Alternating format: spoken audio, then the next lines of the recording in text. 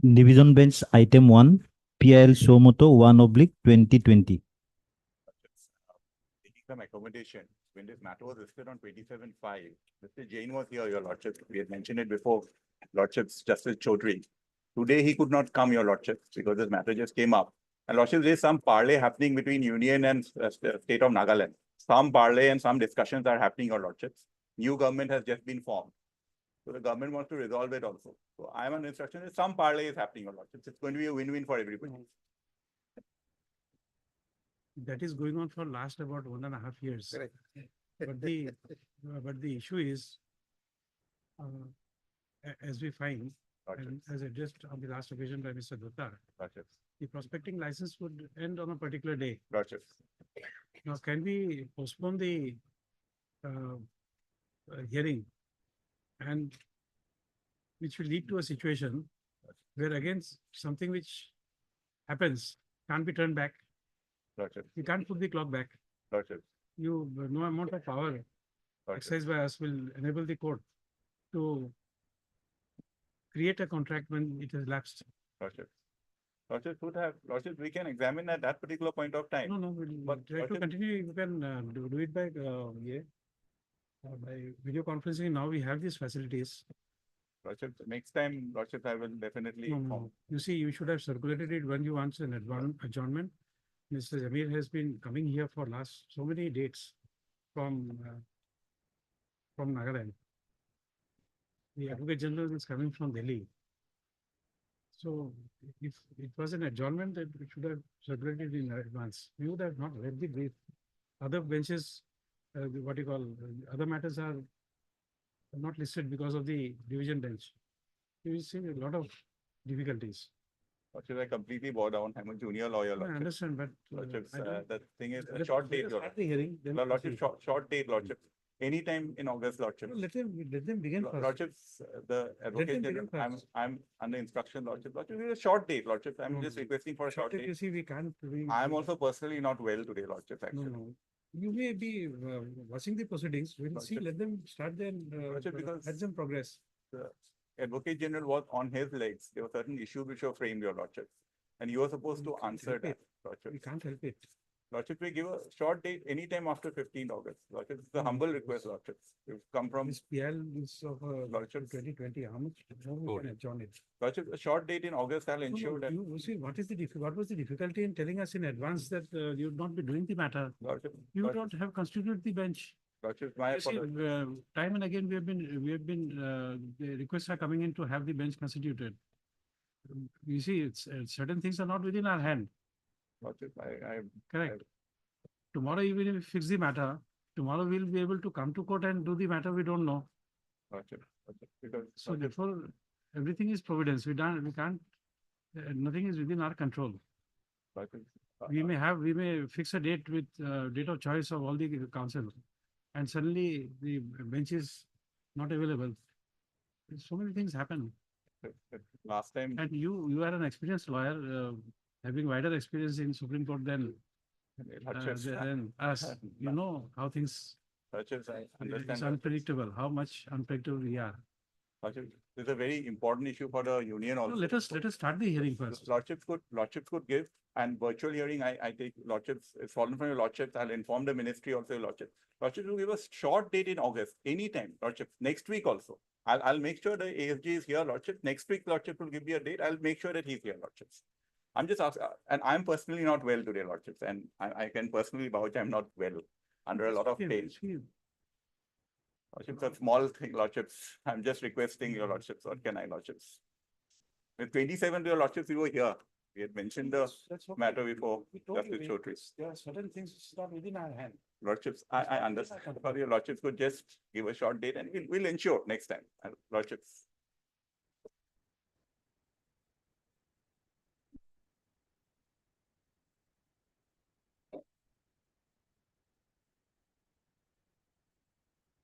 Lordship, I give an undertaking.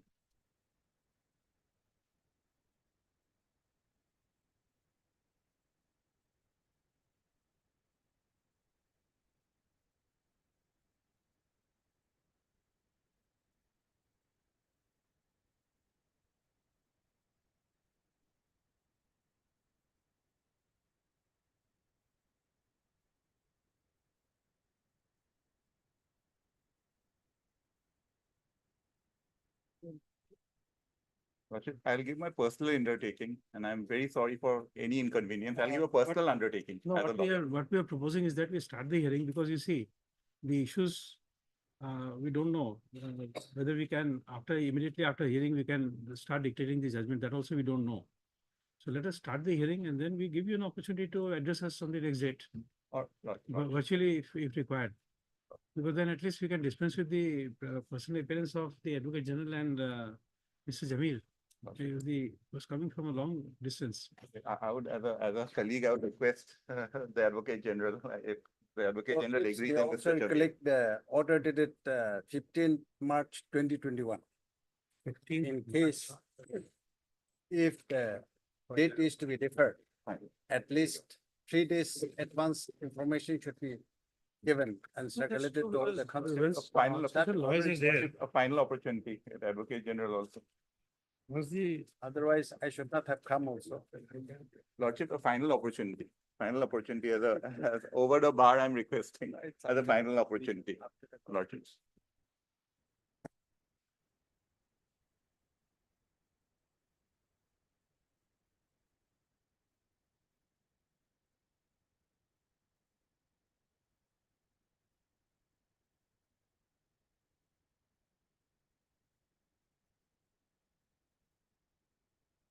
The order sheet of the last date.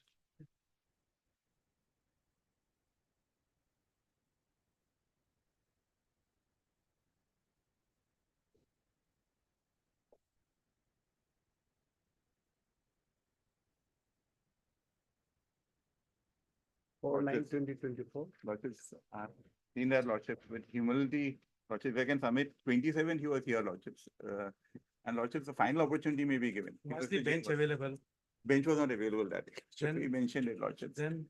Lordship, the final opportunity may be given, Lordship. Lordship, I humbly, I can. Please read that order. You will find. Yes, your Lordship, You have seen that. I bow to this order, So, Lordship. I you bow see, to this Lordship. We wanted to give remuneration to Mr. Jamil. We will pay. We have taken. No, it's not that. He refused, saying that since he's doing it pro bono, in his magnanimity, he has said that he's doing it pro bono. Correct. How much more will tax him? Well, that issue we have taken into. No, that's Yeah. that is for the that is a magnanimous gesture from the state.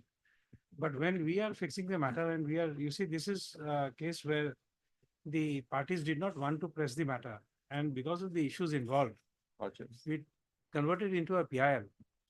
And not a single default on part of the amicus curiae in appearing in this matter. So let us begin with the matter, and then otherwise, even on the next date, what is the guarantee that all of the all of the learned counsel for all the parties will be in a position to argue? Lordship, I give No, personal you undertaking. gave an undertaking which is for yourself. Lordship, not You can't myself, give an undertaking either for Mr. Jamir or from the Advocate Lordship, General.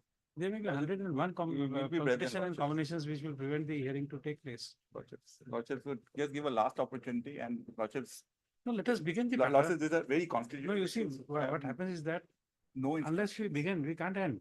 Lordships would begin next week on Tuesday, Lordships would fix it, or Lordships, anytime, Lordships, at your Lordship's convenience. And I give a personal undertaking, or Lordships, I would have not. You take deceived instructions from your, from the Union of India, Lordships. from someone with authority of not less than, what you call, secretary.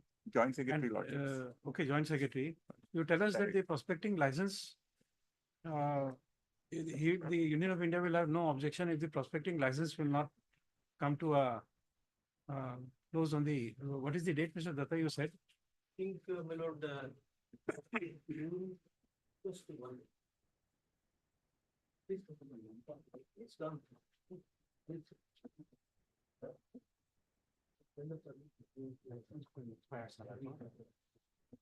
Wearing the license.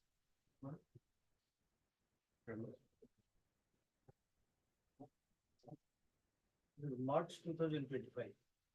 We have some time, Lordships. Sorry, Yes, you wanted to say something. October 2025.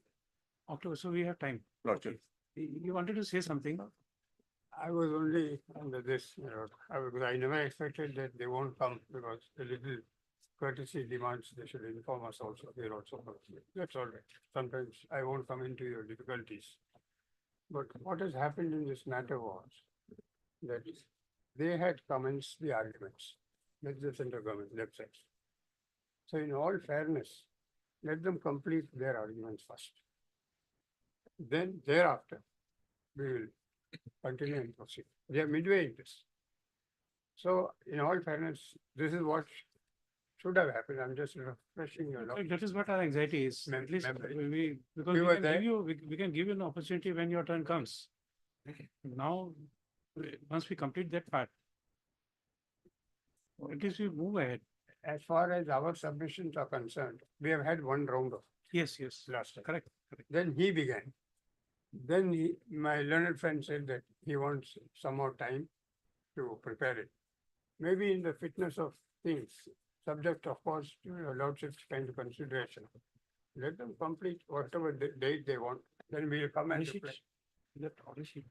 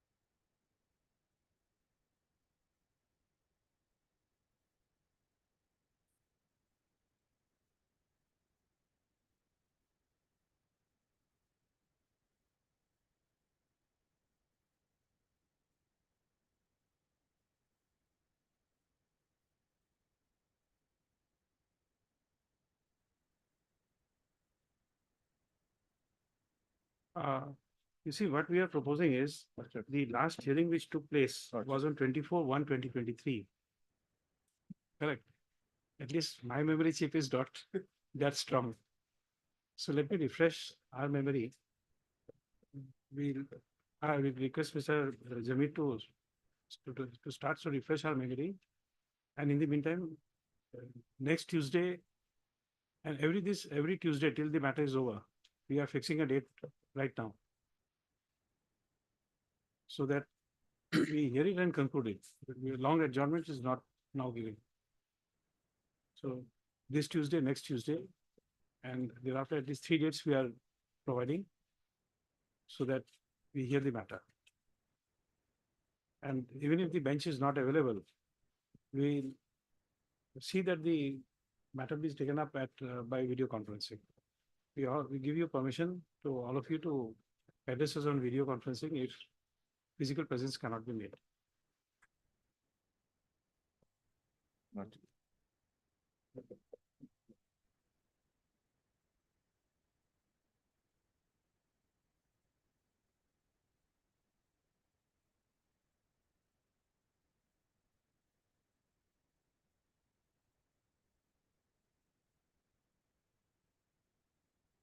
This is when we propose to hear you again.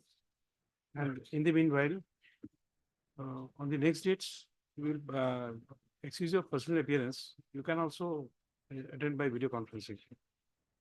Lordship, one difficulty for me From 30th July to 2nd August, I'll be away in Delhi in connection with my daughter's admission. So that is already fixed.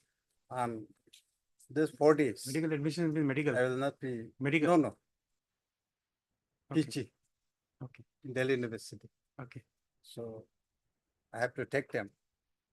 Except this 4 days, rest of the days, I'm available. We, also. because we have said, we are fixing it on on Tuesdays. So your turn will come only for the purpose of reply. Lordship, We can definitely accommodate that. Lordship. We'll take note of that in the order sheet only, we'll reflect.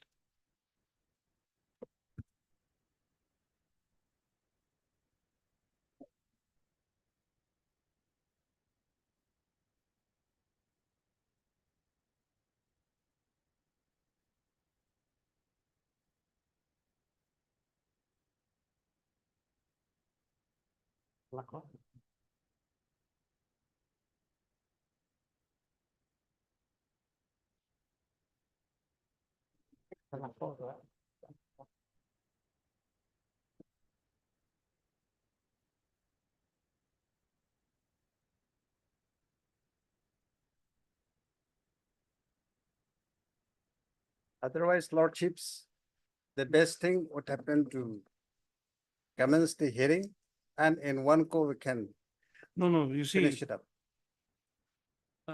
Mr. Jamil, Lordship. may I ask you for how many occasions you have come here? That should not be an issue, Lordship. No, no, So it's long not a as question the of issue. It's a duty question. demands You that see, I will be available. no, no, it's not that. The you see, now we are bound by the statements made by the Chief Justice of India. Lordship. We say that we are service providers. Correct. Lordships. So once we take that attitude, at least we must start and completion in one go. We don't know. It's not happening in this matter. Because every time when we start the hearing, it starts with the statement that there's a parlance going on between the Union of India and the other stakeholders. Lordship. But we are yet to see any document to show that something is going on. That's number one. Then we are in a situation where we have to consider the rights available to the state under the sixth schedule. So that's one part. So how far that parlance which is going on will take care of those rights for which this matter was converted into a PIL.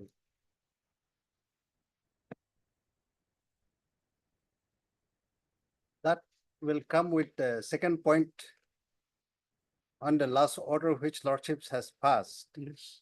on 9th April 2024, where Don't you know? the second question is with regard to the maintainability of the writ petition, It is. PIL.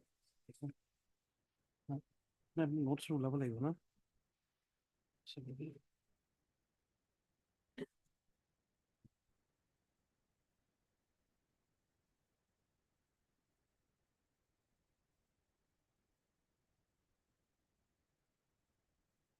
Just a minute.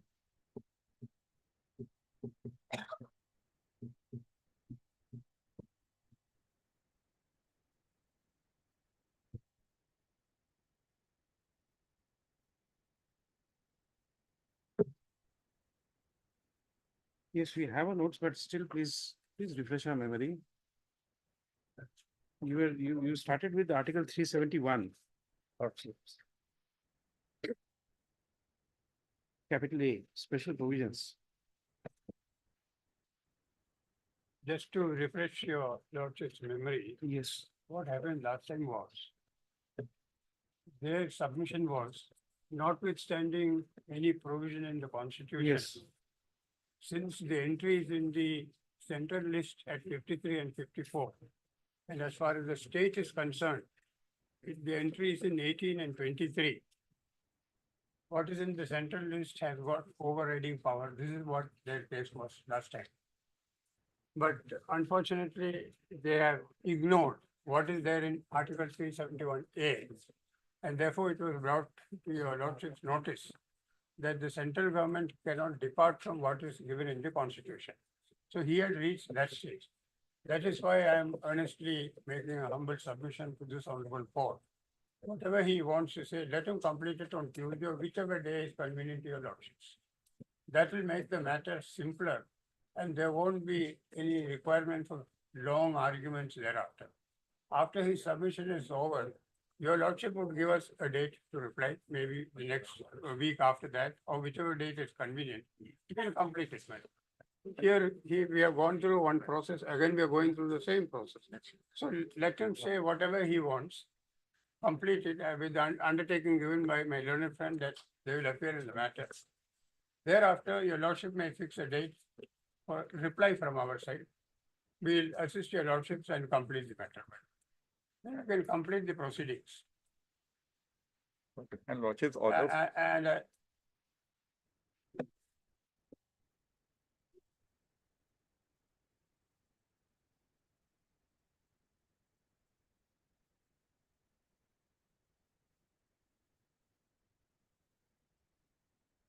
exactly on the point, I have placed certain opinions of various eminent jurists.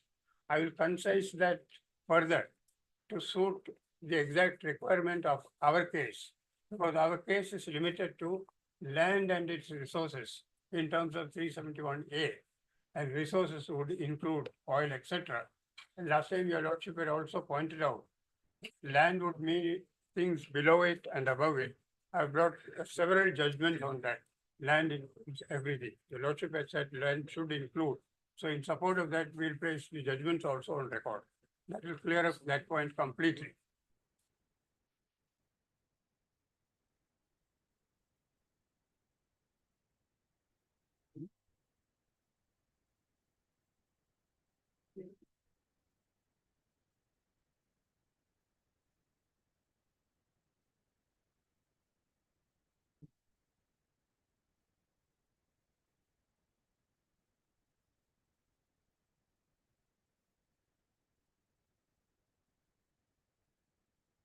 This on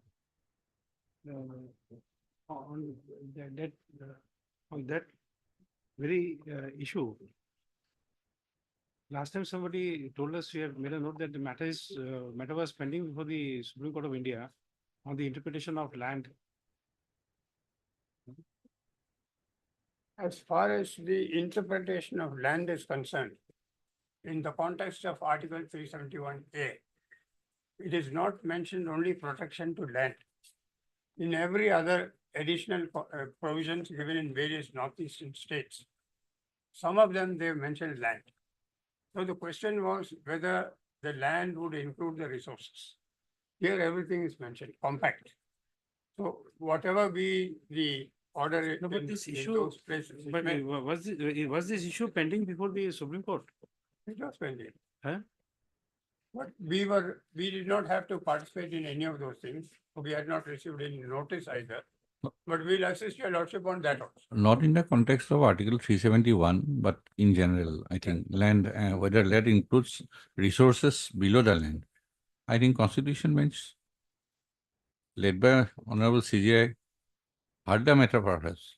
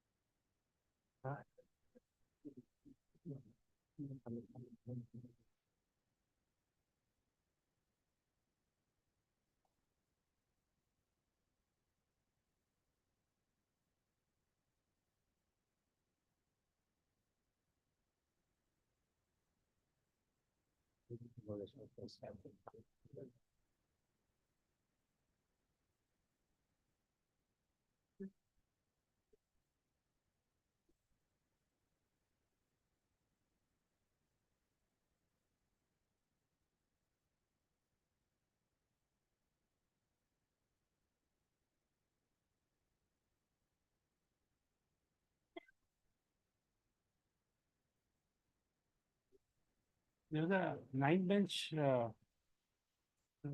constitution bench of the Supreme Court of India on the issue of material resources of the community under Article 39B of the Constitution. So issuance of common good, rights over the land, the resources below the land, everything I think.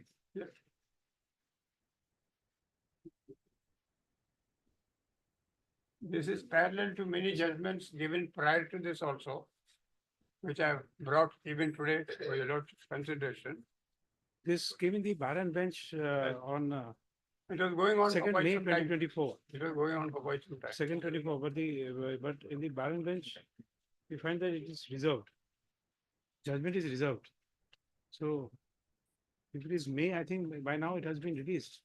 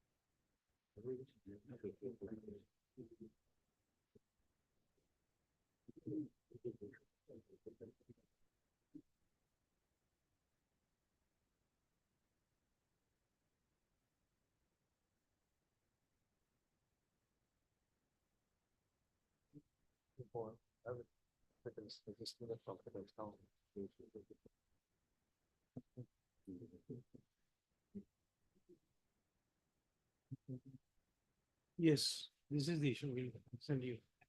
And further in this matter, the dispute is not whether it includes oil or not. That's not the dispute. See this. Here, the dispute is separate. This is this Yeah. observation. 9 judge bench.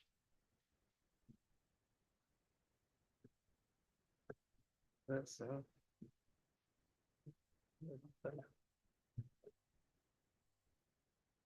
While reading the judgments by my Lalit Advocate General Lordship,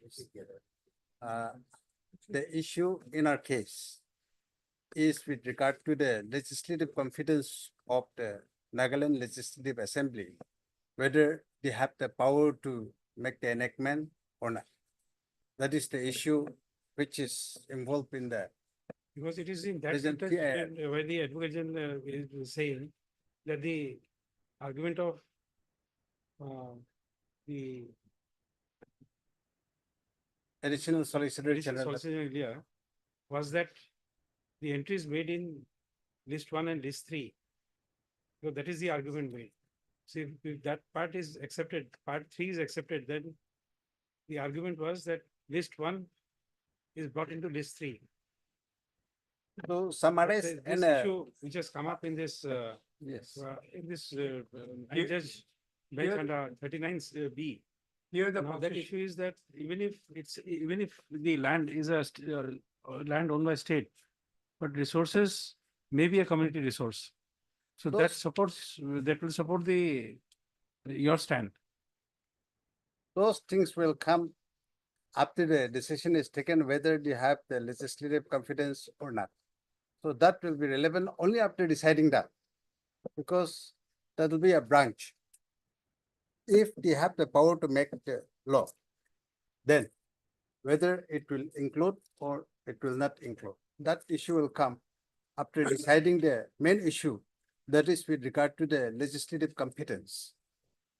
Now, so far as this Article 371A is concerned, then there are long background.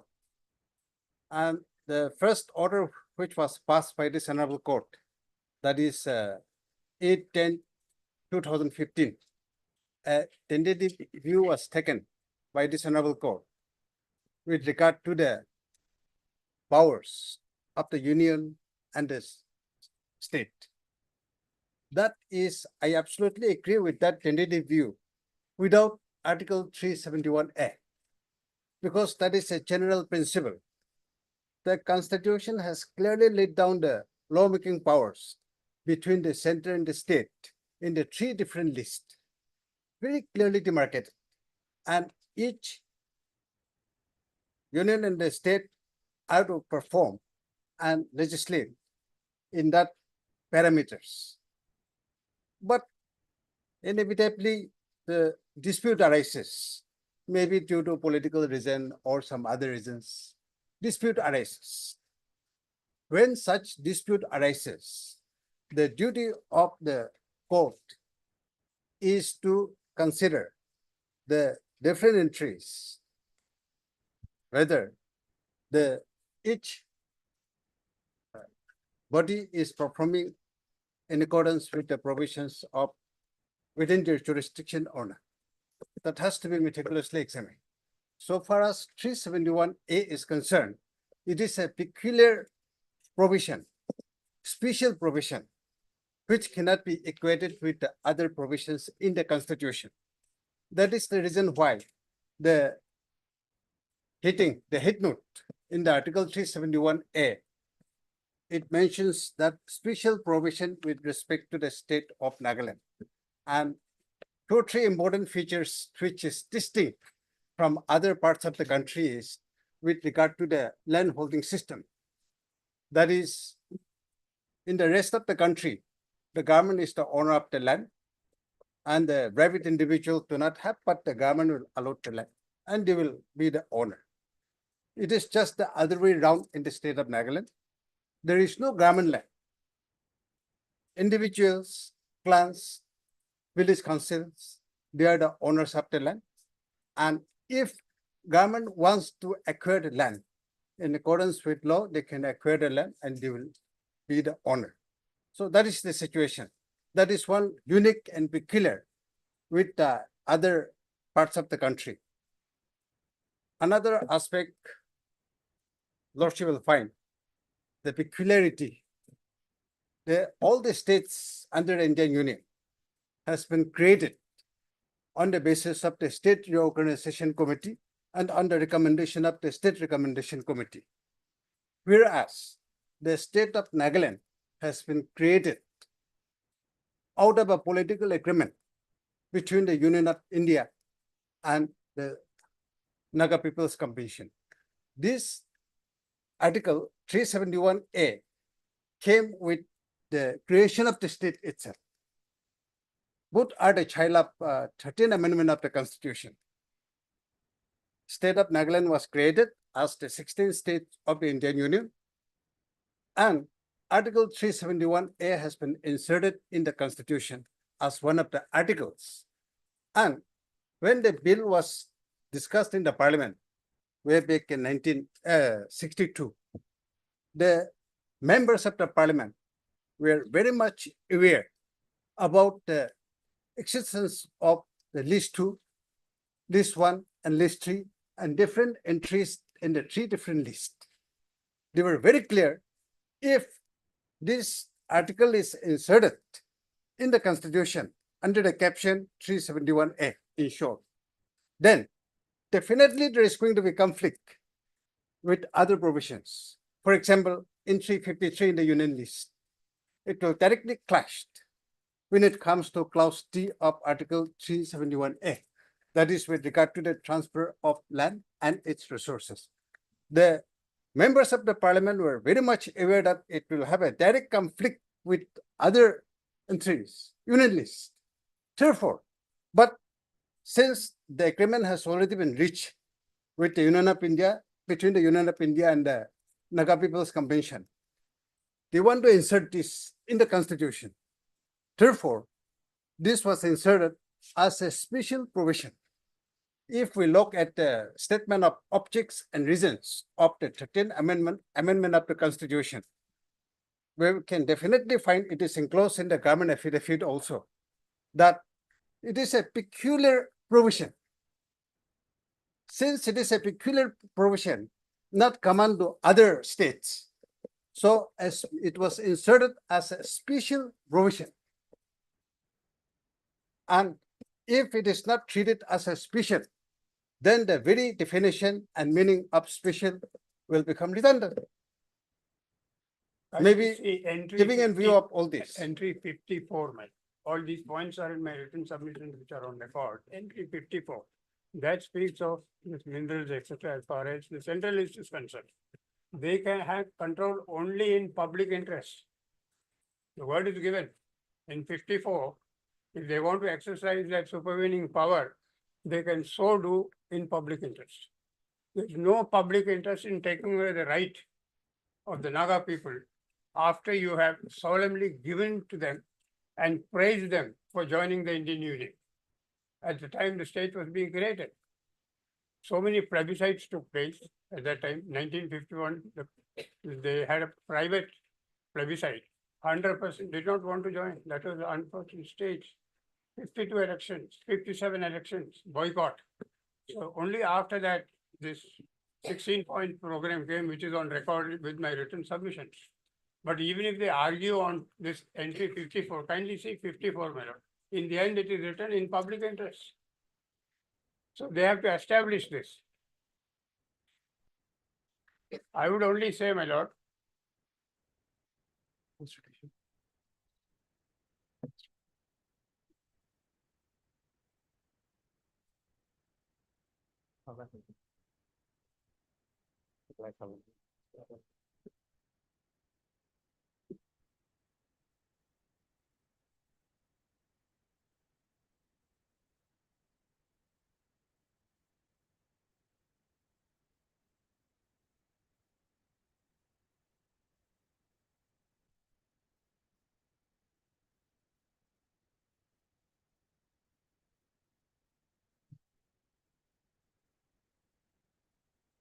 This 13th amendment is on record. Statement yes, of this statement it's is in the government affidavit. and also these legislations which they are talking about was there much before the state of Nagaland was conceived. That is why they said no act of parliament, no act. So it includes past, present and future, where the superiority is given to the legislative assembly. to Lord, you decide. will find in the additional affidavit It of is there, my lord. respondent number 1, 5 and 6 We are given the objects in this. page 22.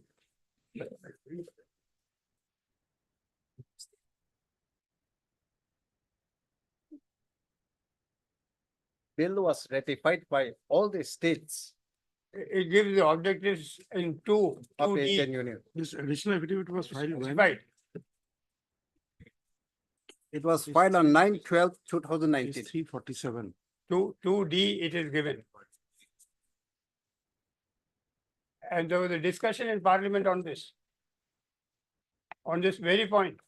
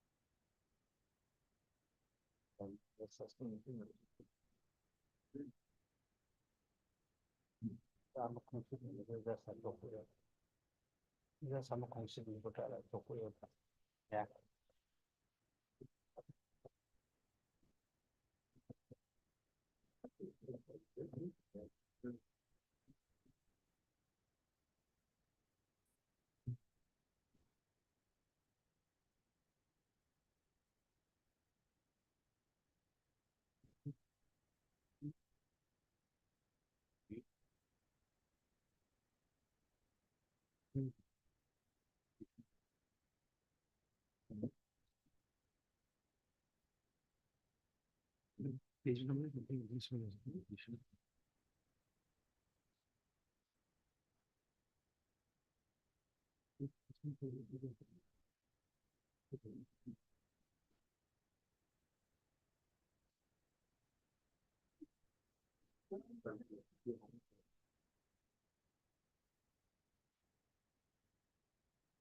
Correct, like I say, any other file? Yeah, any other file for this?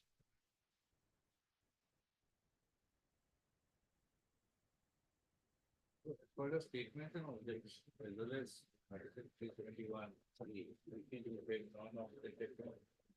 no act of parliament in respect of ownership and transfer of land and its resources shall apply to Nagaland unless so decided by the Nagaland legislature. Now, that has devoured.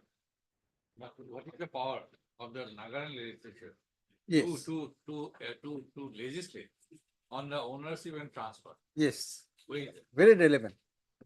That provision is under Article 371A itself.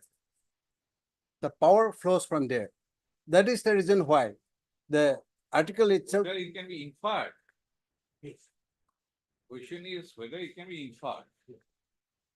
It has devoured the to, parliament yes, Lordship, unless the Nagaland Legislative Assembly by resolution decides. Lordship, But that does not give the power to the Nagaland legislature to enact on the ownership and transfer of land Lordship, in the state of Nagaland. accepted, Lordship.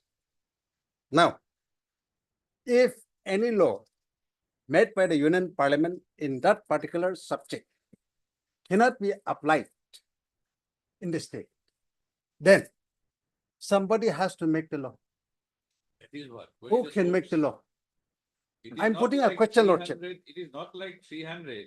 Lordship. That's why, in order to arrive to a logical conclusion, who can make that law then? Who has the power to make the law? When the law made by the Union Parliament cannot be applied, is it meant to say that nobody can make a law on this subject? So a vacuum is there. Therefore, it will be necessary to understand what is the implication of Article 371A, and the entire background is required to be discussed and digested. Lordship. Statement of this, that is why I am not, it is not there. It is to be by implication. If we have to fill up the vacuum, it is by implication. Yes, The source of power is not specifically mentioned. yes, It is not unlike this schedule, 7th schedule, it's not come into picture. Then we have to say that it is by implication. yes. Otherwise, is there any other source?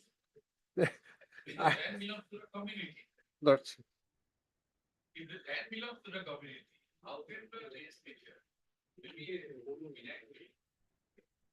Lordship, I will just, Transfer of land. Because for a public project in the state of Nagaland, acquired a land by consent or by the. in accordance with law. Yes, Right? correct, Lordship. The land which does not belong to you, how can you enact?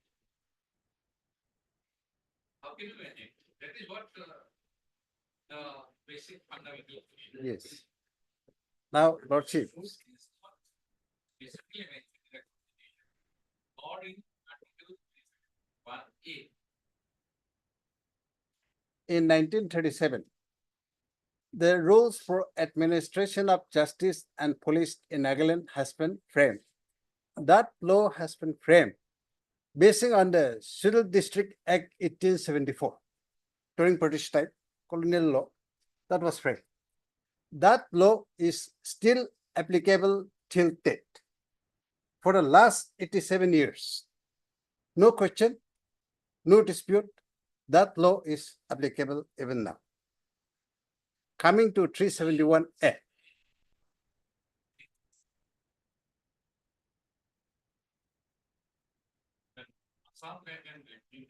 Correct, plus 1882, 86, sorry.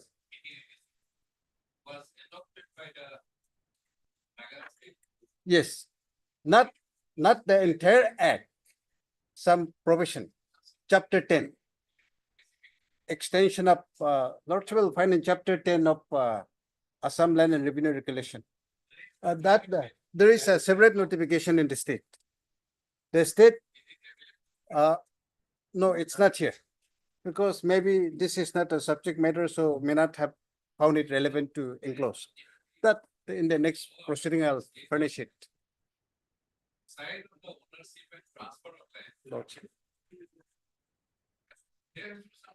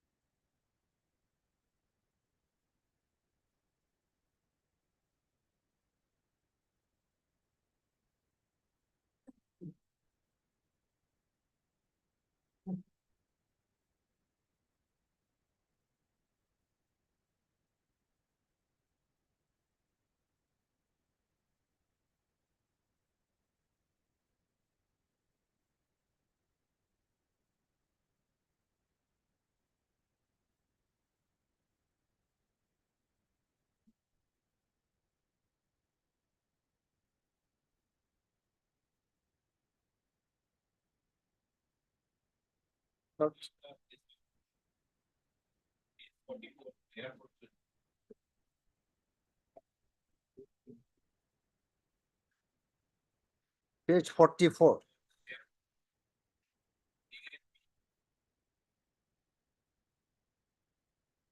Yes, these are the part of, yes. Regulation is at page 143 of the petition, and rules. Yes. Yes, yes, This act, firstly, page 16.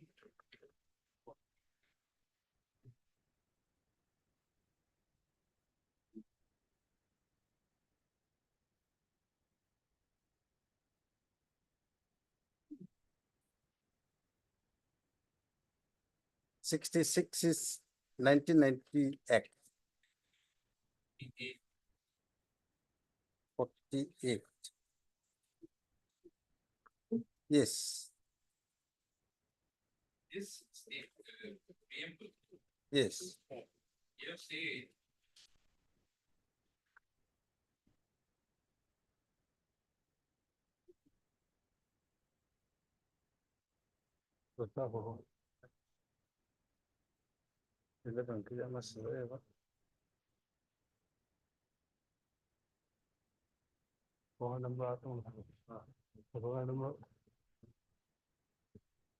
whereas by virtue of about 1A, 1A of the Constitution is an immediate. The thing which is appearing in Article 371A Lordship is on page 48, is repeated. 66. Of the after Act of 1990. Yes, 66.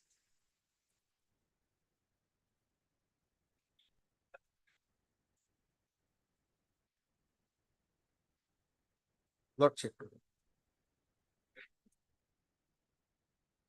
First part, an act provide in the public, yes, then whereas yes, what's appearing in Article 371A is repeated there.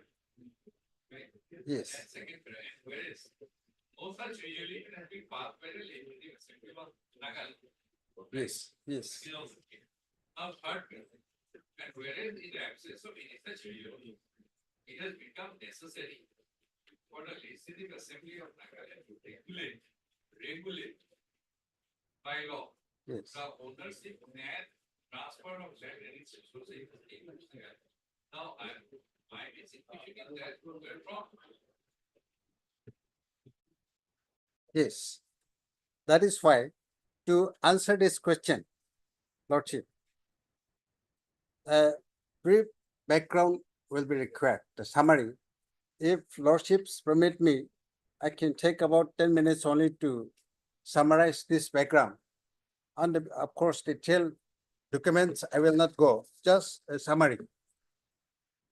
We have to go back to 1874, Scheduled District Act.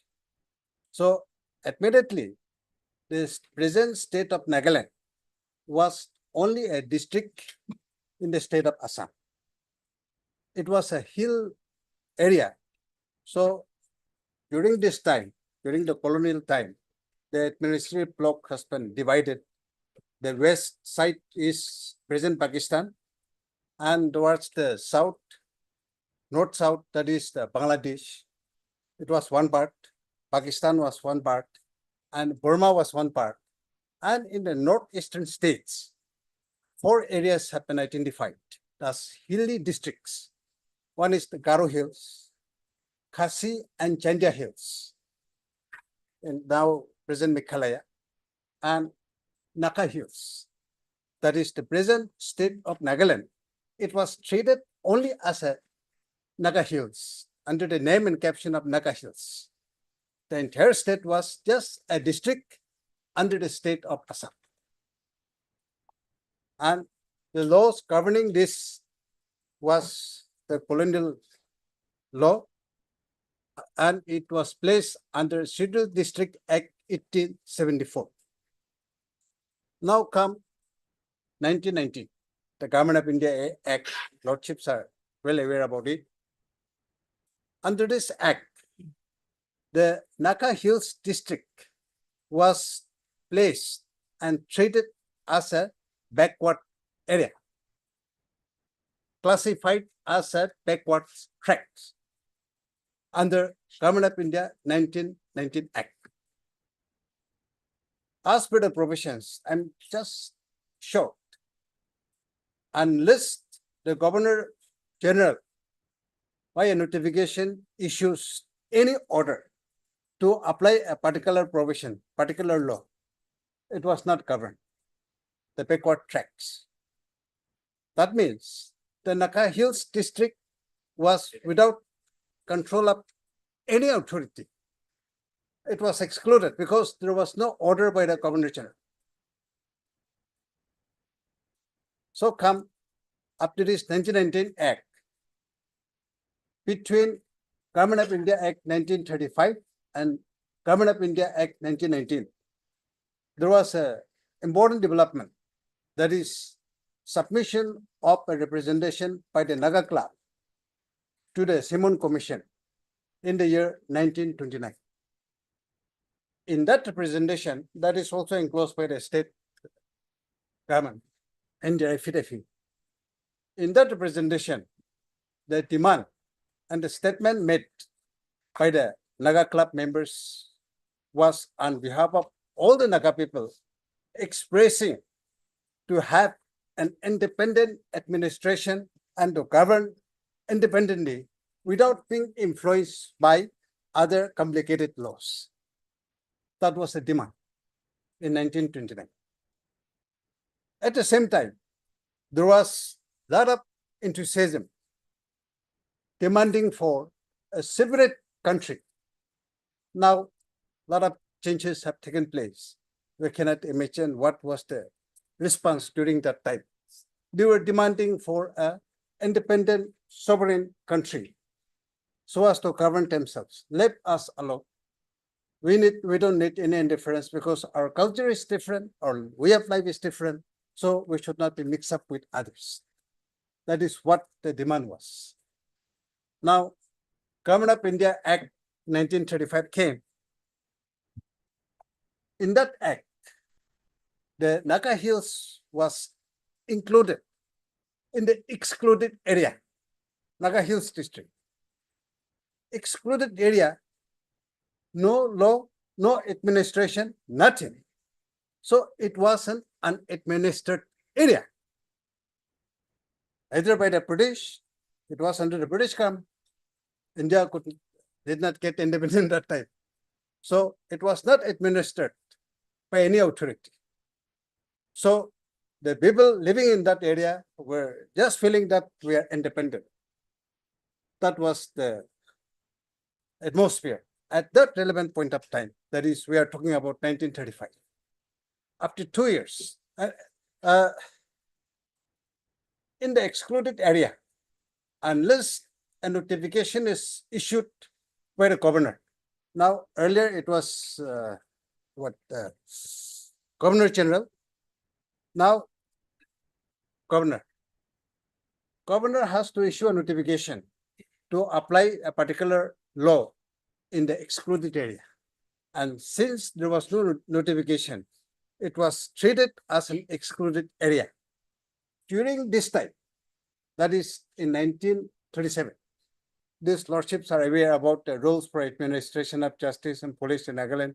These rules are to protect the Naga way of life, and for administration of civil and criminal justice, it is to be decided in accordance with the Naga way of life. No. 1874 Civil District Act. On the strength of that, 1937 rule was framed. So all this shows that they were treated as excluded and unadministered area.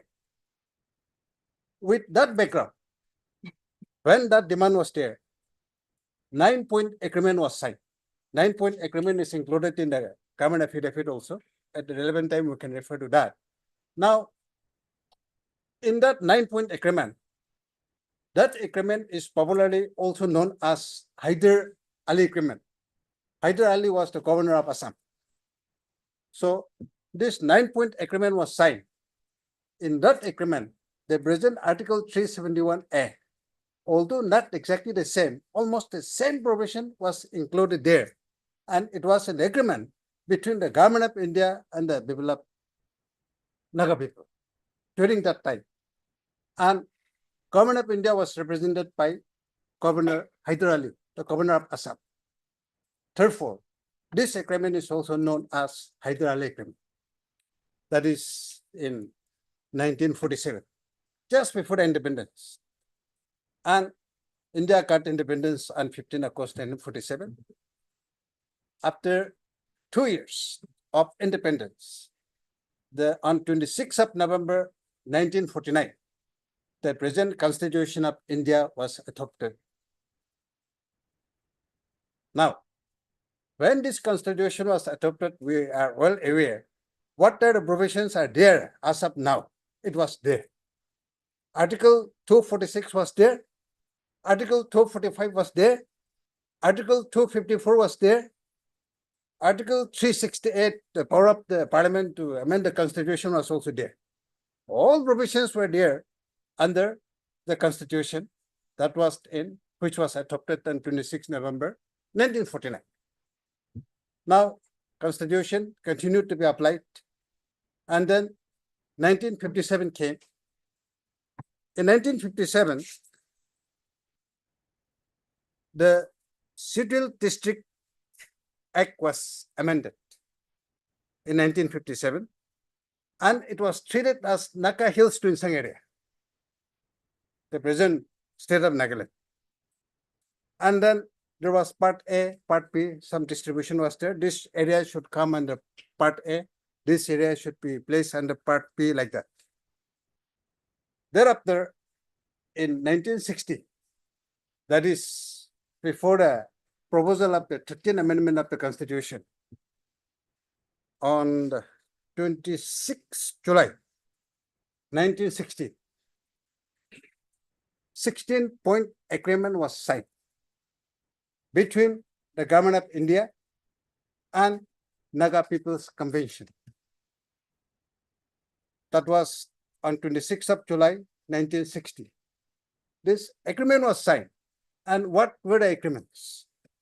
For having a separate high court for the state of Nagaland, there are so many things, but we are not going into those. Only relevant point is point number 7.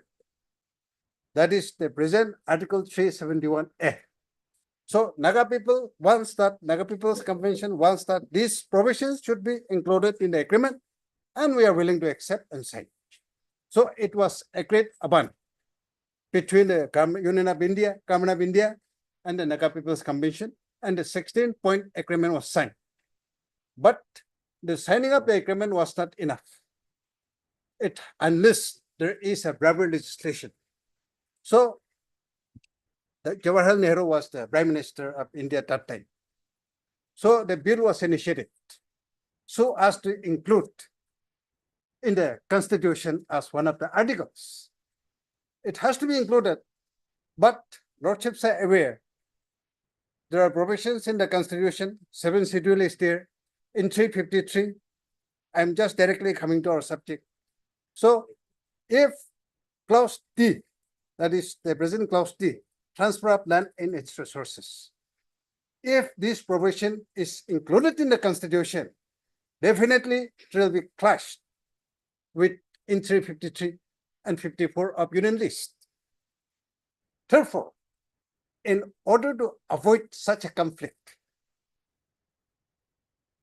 this was discussed in the Constituent Assembly at the time of preparation of the Statement of Objects and Reasons. All these are mentioned there, and it is arising out of a 16-point agreement.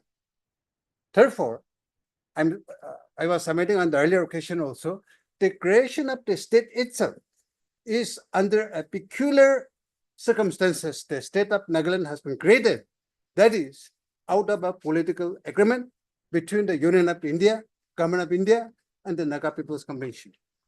And simultaneously, by the 13th Amendment, the state of Nagaland was also created, and Article 371 was also inserted, knowing fully well that there is 7th schedule, and if this article was included in the Constitution as one of the articles, definitely it will be clashed. Therefore, it has to be treated as a special. That is the reason why in the Constitution, in the hit note, special provision with respect to the state of Nagaland, and not only that, a non-obstanding clause. It starts with a non-obstanding clause.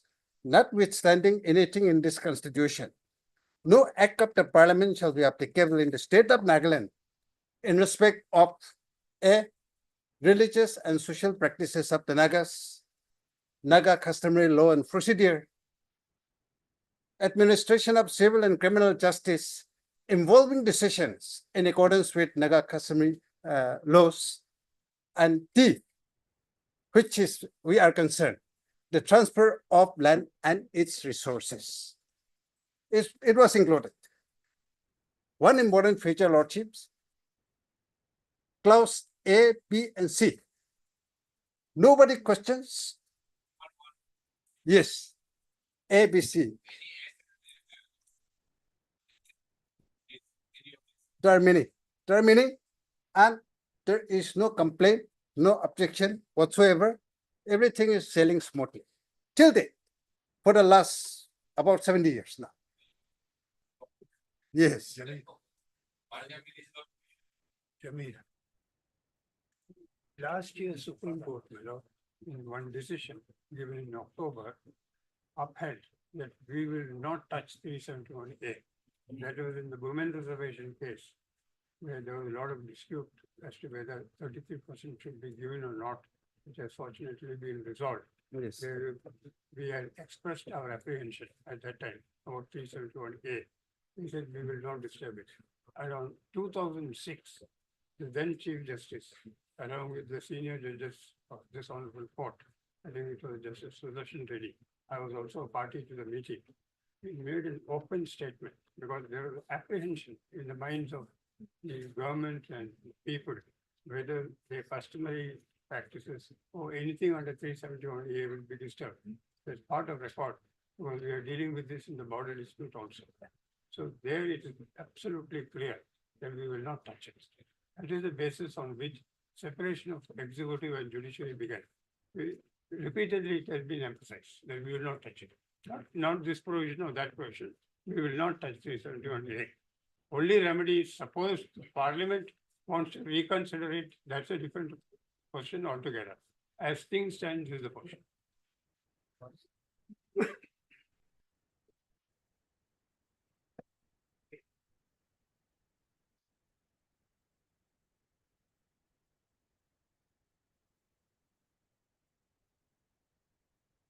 So, judgment of the Privy Council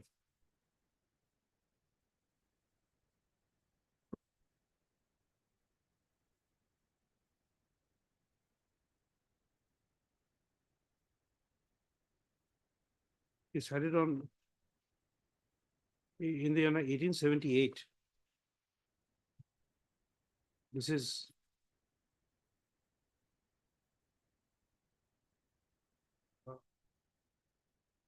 Queen versus Burah, B-U-R-A-H. In this,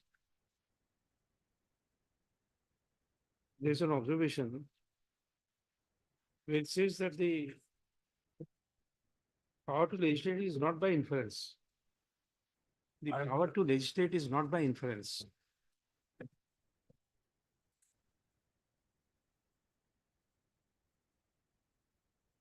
So therefore, what my brother was asking is that unless a power is demonstrated to be there within the legislative competence,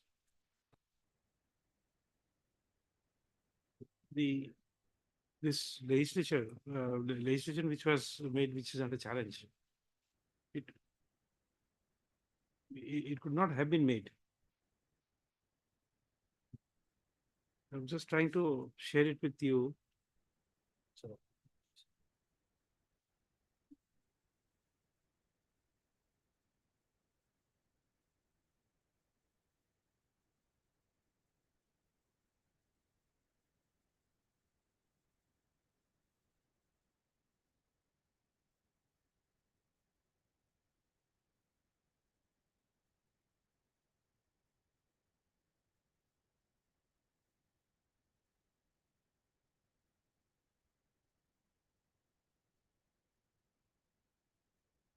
This is the operative part.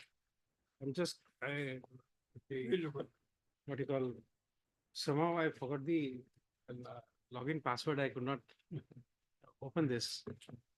I need to share it with you. But this is the observation of the Privy Council.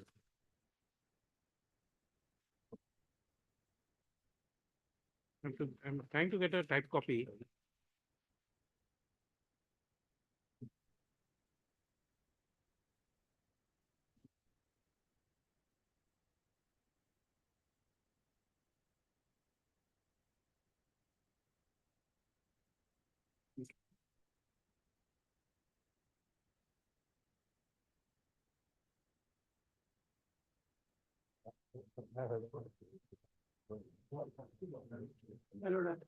The judgments are concerned. But this relates to Northeast states. It refers to Khasi, Garo Hills, and then the other protected areas.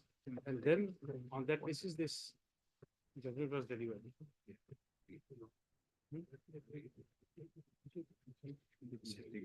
Citation.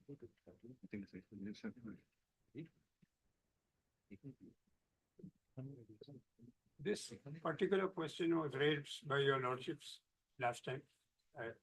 Conscious of it, I was waiting for that to come. Now, the case is divided into two parts. If the first part cannot be answered, second question doesn't arise. The first part is, in whom does this resource vest? That's the right. So, Oh, you have got it. Yes. Oh, as far as that position is concerned, first what has to be established is 1978, Empress was the Burhan, yes. This is the one. So what has to be established? What has to be established in the first point is, in whom does this resource vest? This is the first point. Unless we establish that this resource vests with the people of Nagaland, unless we establish that, we cannot think of going into the next question. We are out in the first stage. So therefore,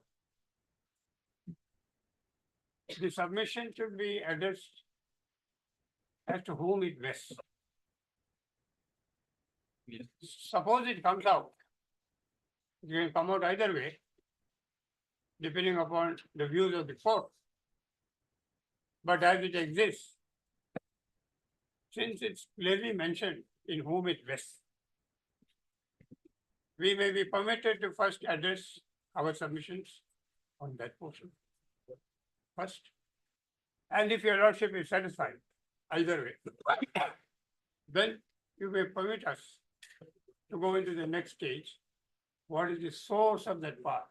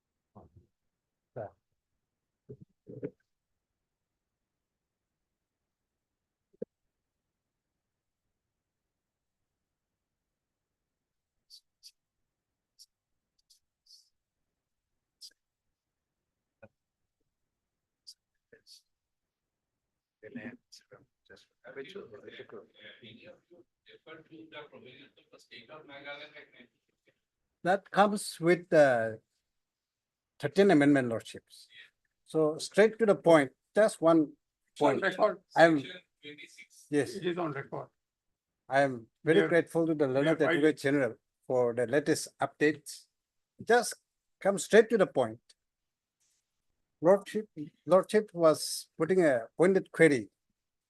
And yes, any law passed by the parliament will not be applied unless a resolution is taken in that point. So it is an admitted fact that a vacuum is there. When such a situation is confronted, then No, we intend to say more. When we are referring Yes, to before that, section Lordship, 26, before that, what we are required to do and what the court is supposed to do in such a situation, how to find a solution. no, there is something more. That's Lordship, what we are sir, trying to say. well When we aware. are, when we are referring to section 26 Yes, of the Nagaland Act, State of Article Nagaland Act. 62, then we find that in the explanation to section 26, there is a well-defined what you call the intent of the act is that in this section, the expression appropriate government means as respects any law relating to the relating to a matter enumerated in the union list in the 7th schedule to the constitution, the central government. And as respects any other law, the government of Nagaland. So therefore, there's a watertight compartment. Subsection 2 of section 26 is to be read in the context of the application. For the purpose of facilitating the application in relation to the state of Nagaland of any law made before the appointed date, the appropriate government may, within 2 years, so and so, so and so. When thereafter every such law shall have effect subject to adaptation and modification, so made until altered, repealed, or amended by a competent legislature or other competent authority. Now, the explanation, appropriate government is also includes central government. Right. In this section, Because history of Nagaland is a bit complicated, that is why we. In fact, as far as this issue is concerned, whenever you say central government, the red light flickers of Article 371A. Whether it is mentioned, whether it's not mentioned. So an act of parliament. All these are creations of acts of parliament. Even these entries are part of the parliament, the laws laid on, it's part of the constitution. So whether it is specifically mentioned, whether it's not specifically mentioned, it automatically does not apply. We don't have to pass a resolution by the legislative assembly to say it does not apply. We don't have to. The point here is, suppose we want to say, yes, we accept it. Then a resolution has to be passed. yes, So that's a different question altogether. The coming back to the source of power, I would like to deal with it when my turn comes. And that I would like to exercise after they make the submissions. Because on the last date of hearing, they had given us, even to this honorable court, a detailed note which gives the basis of their argument. I'm having that, my lord. Only one copy, I can show it to you, Lord. This is all their submission. They said that we are going to restrict to this. just a minute. Lordship, after we submitted the submission to your lordships, Then you argue.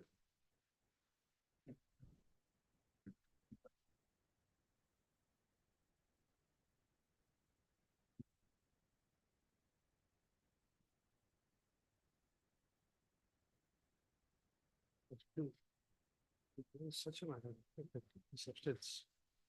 This will be necessary. The case may be.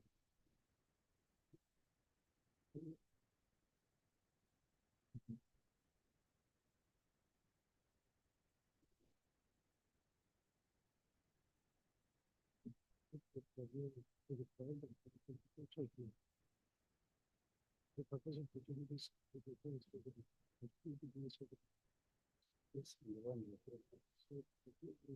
Constitution of the court.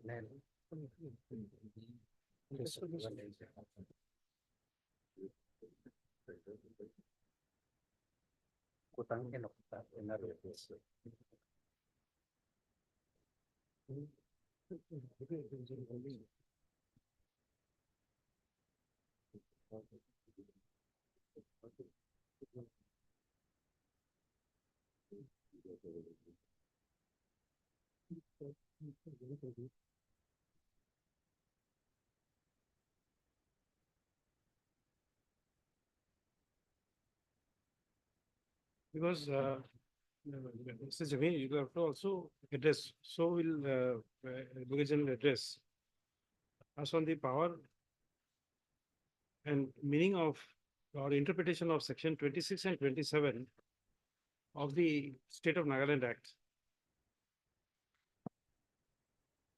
Because 27, if you have a copy of that act with you, just see it. Give it to you, this section 27 of the Nagaland Act.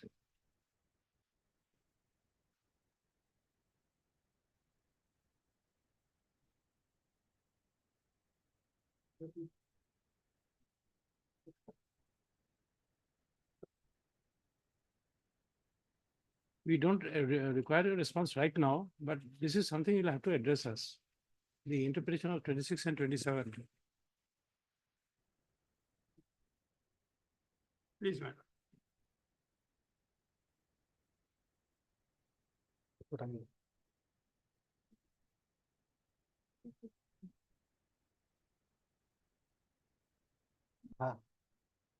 Ready?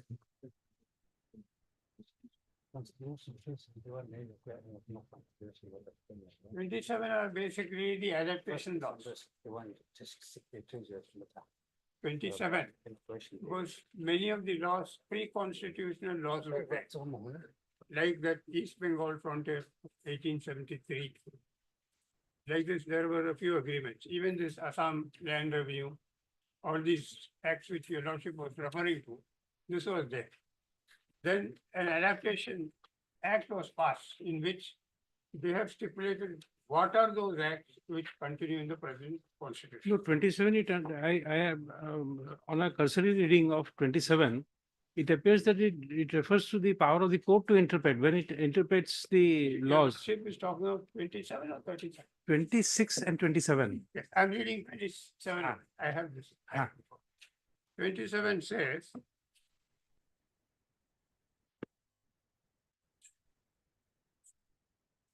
power to construe laws.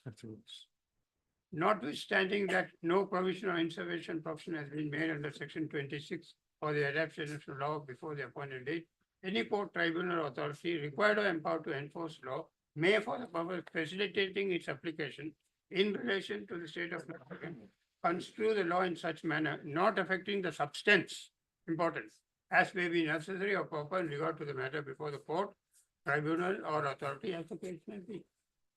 The jurisdiction of no court has been ousted by any law. That is the law. There is no law which is immune from judicial interference, or what we call it judicial review. They are different things. But if a law is settled, and if it is won by the constitution itself, if that law comes, they have to first establish that they don't agree with that provision, or that provision has to be interpreted in such a way. No, but please see, here it says, construe the law in such manner, Right. not affecting the substance as may be necessary or proper in regard to the matter before the court. What does this mean? Means very, very limited. When you're not affecting the substance, scope of interference again gets more constricted. But at the same time, it does not bar, there is no total bar as far as this is concerned. Just like how so many laws are being challenged in the court today, in spite of this act, they are going into that limited provision only. All these laws which are there, which have been enacted by the legislature, they are under challenge every day. It shows a very restricted area of interference. Second last paragraph.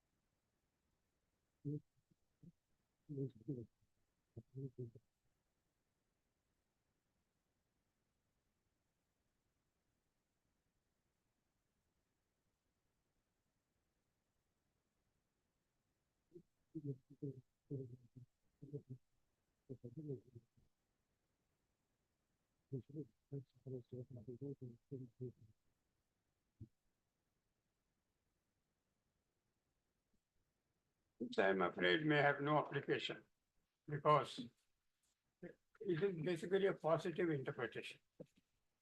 The court's caution is given in this that don't disturb the substance, and this is restricted to adaptation laws. We are today concerned with a law laid down by the parliament. So there is no adaptation of any parliamentary law. Parliamentary law, that is settled. It can be changed by the process prescribed under law. This may not come to. Even if adopted without affecting the substance. If it adopted without affecting the substance. My lordships think that in fallacy, speak about this complaint.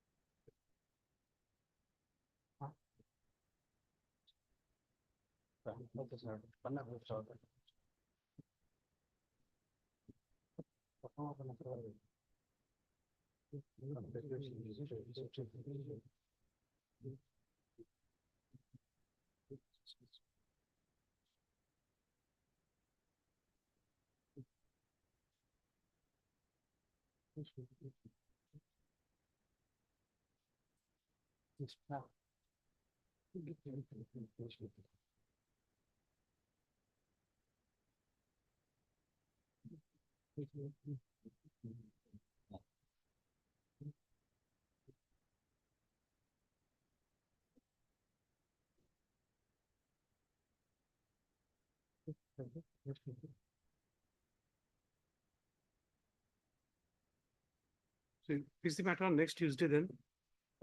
Next Tuesday is which date? Consecutively 3 Tuesdays we are fixing.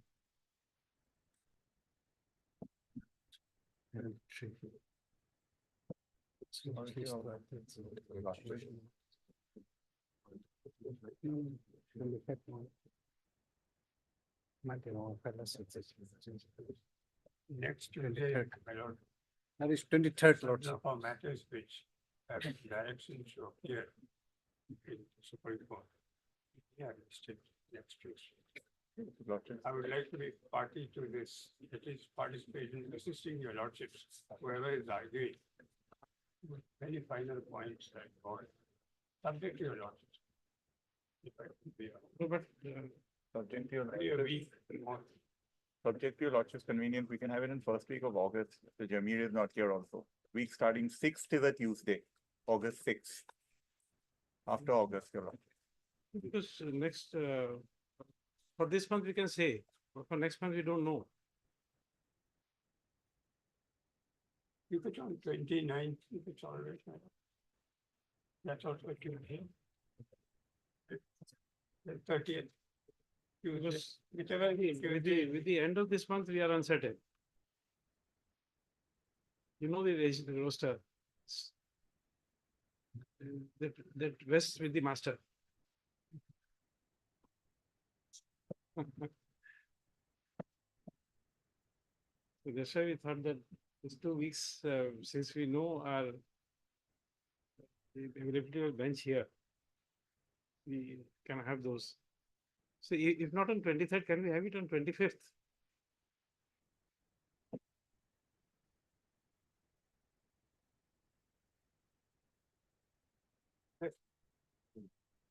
Pardon me? 25th is okay. will come.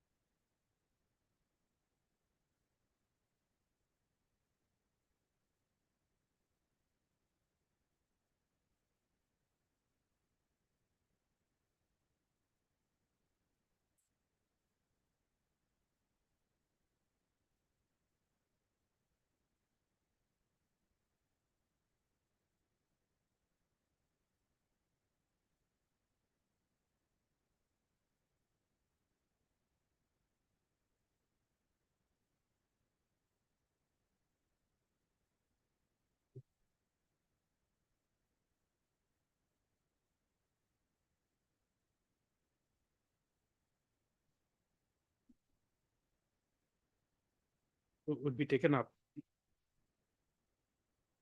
on 25/7/2024, as well as on 30/7/2024. Lordships, on 30th, I will not be available. We'll record that. We'll permit you to, and then we'll refer it, because we don't have the next month's itinerary. We don't have. Next month.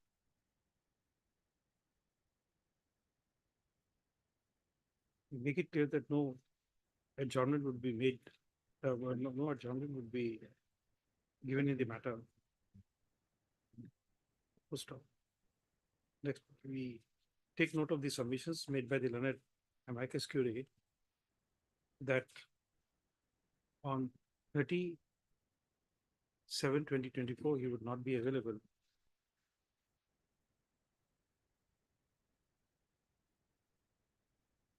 Full stop. His reply can be, reply, if any, can be continued on the next date to be fixed thereafter. Virtual may Yes, also sir. be allowed. It will permit. in order to curtail adjournments from having, by taking, no, sorry, you say, by taking note of the fact that the learned amicus curiae would be coming from Nagaland, and the Additional Solicitor General of India and the Advocate General of Nagaland would be coming from Delhi. In order to avoid adjournments, we permit Obstetrician Council to address the court on virtual mode if required.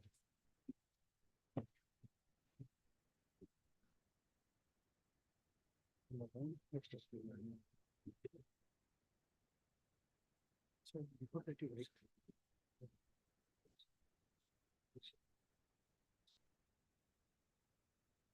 At the at the time of starting of the at the start of these proceedings, Mr. Siddharth Name? Barwa. Siddharth Barwa. Siddharth Barwa, learned counsel appearing on behalf of the Additional Solicitor General of India had paid for the adjournment.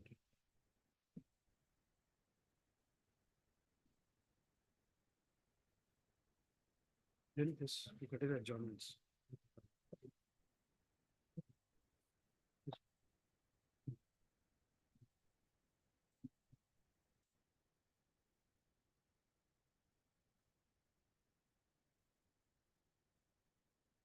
We further reiterate the observations made in our order dated 15/3/2021. That as this is not a regular division bench, it is made clear that if any of the parties desire to seek adjournment on the next date, the advance memo for adjournment shall be circulated at least 3 days in advance.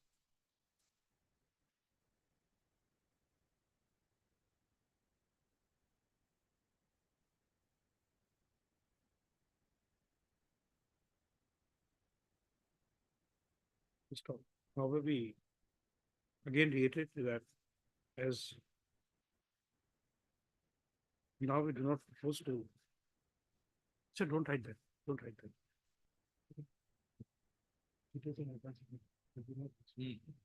Don't. My lord, the counsel for the High Court is also present. Okay, we'll record it. We give you a slip. Please write your names there. We will record all the names. There's a slip of paper given. Please write the names, add his name.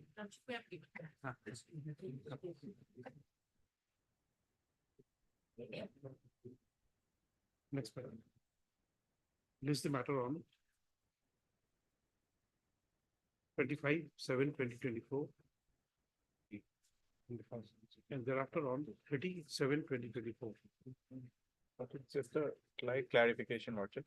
Mr. Jain is the ex-additional Solicitor General of India. He's remitted office. He's been engaged by this one number 8, but he's So don't say additional division, say Mr. Sanjay Jain, senior counsel. city council for the restaurant number 8. 8. Okay. Just leave it. Okay.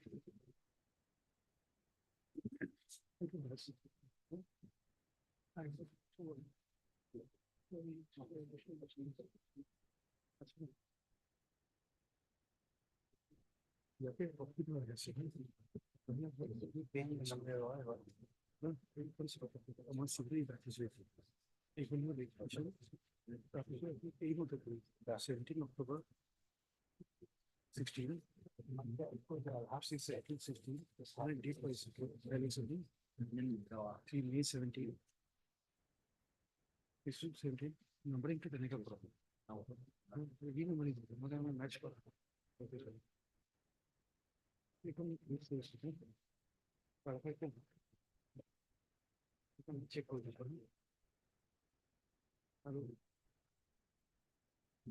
Internet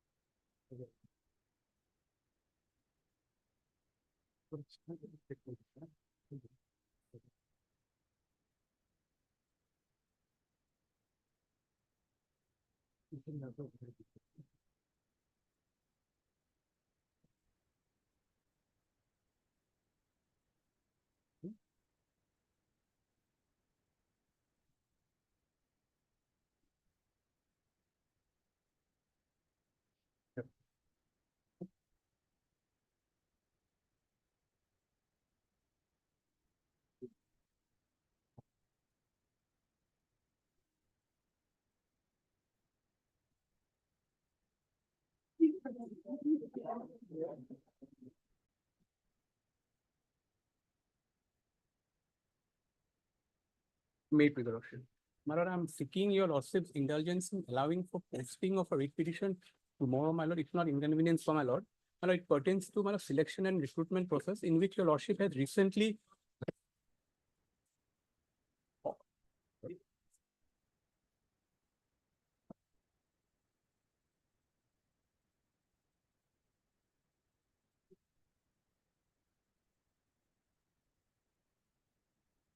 Yes, what is the urgency? My lord, recently your lordship has passed a judgment in a matter, my lord, in which my lord, the issues which comes out in this current petition are similar, like my lord, the equivalence of a diploma between civil engineering and planning in a recruitment process, my lord. Now, this candidate is also a candidate from the same recruitment process. She approached this court on 2 occasions, and the court has given a liberty to the department to examine the matter and to find out if it can be equated with the diploma, but they took a very contradictory stand to the, my lord, the observations that your lordship has made, my lord. Now, this particular writ petition was disposed of, my lord, prior to your lordship's order, which came on 24th of, my lord, June recently. So, my lord, this case is otherwise covered by your lordship judgment, my lord. We are challenging that decision. Can it be taken up on Monday? Yes, my lord, it can be taken on Monday, my lord. I will Please take it negotiate. Monday because No problem. there's some difficulty. No problem, my lord. I'm obliged, my lord. Monday. May I please, my lord? My lord, pay for listing a IA lordship. Lordship, Give it to the court counsel, they will lordship. take a call. May I please, your lordship, with regard to item number 4, lordship, I'm seeking an accommodation for today, lordship. Lordship, in this matter, my senior DK Sharma has been appearing. Lordship, since he is empaneled in the government as government advocate, lordship, he will be unable to do the matter. I have to take instructions from my present petitioner, lordship, whether they want to pursue another set of counsels or with the present set of the counsel, lordship. May I kindly accommodate for the day, lordship? Password for the day is paid for by land counsel for the petitioner. Lordship. Much obliged. Okay. Lordship, item number 5, 6, and 7, Lordship. I am appearing for the department, Lordship. Yes. On last date, I was directed to obtain instruction as regard whether we are ready to, the prayer made by the petitioner for withdrawal of the petitioner is acceptable or not, Lordship. Lordship, in fact, this is a decision to be taken by the department, Lordship. That's why it is taking some time. I'm praying for 2 weeks, 3 weeks time, Lordship. So that I can- Just a moment. Item 5, no, 5,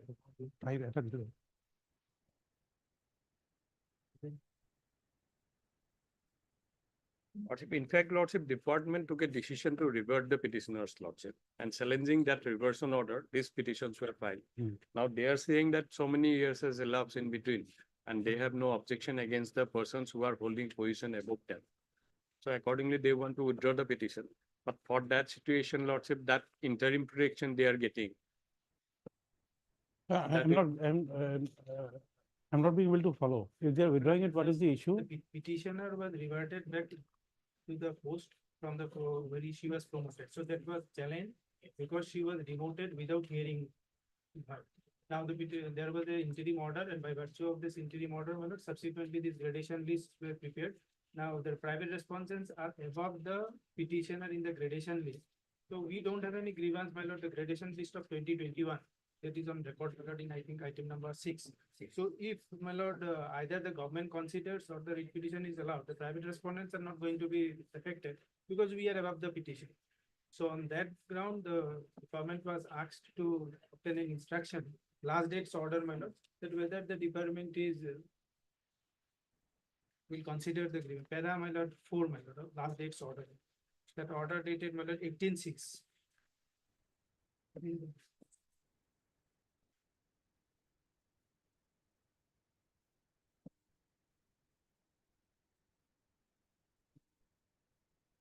We have.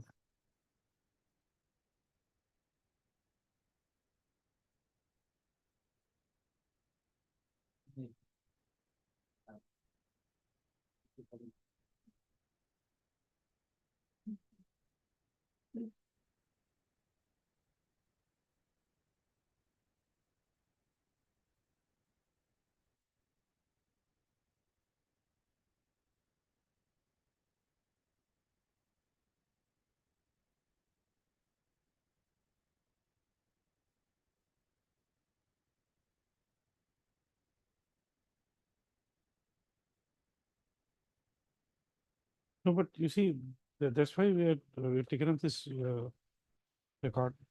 You wanted to, you're the petitioners. No, no. I'm not. You're the petitioner. My, You want to withdraw the petition. that, the instruction is not now, my lord, we have continued to, argue the matter, my lord. Lordship, because of the interim Interim order, order is they there, are my lord. continuing with the promoted post, Lordship. In the meantime, they got promotion also. Now, if the petition is withdrawn, Lordship, that interim order will go. In that situation, we have to give an assurance that we are not going to give effect to the reversion order. That decision we need to take, Lordship. No, but how does this issue arise? It was their submission before the honorable court that they are willing to withdraw the sub petition, Lordship. And they are expecting us not to give effect to that reversion order. No, but that's what we are trying to understand.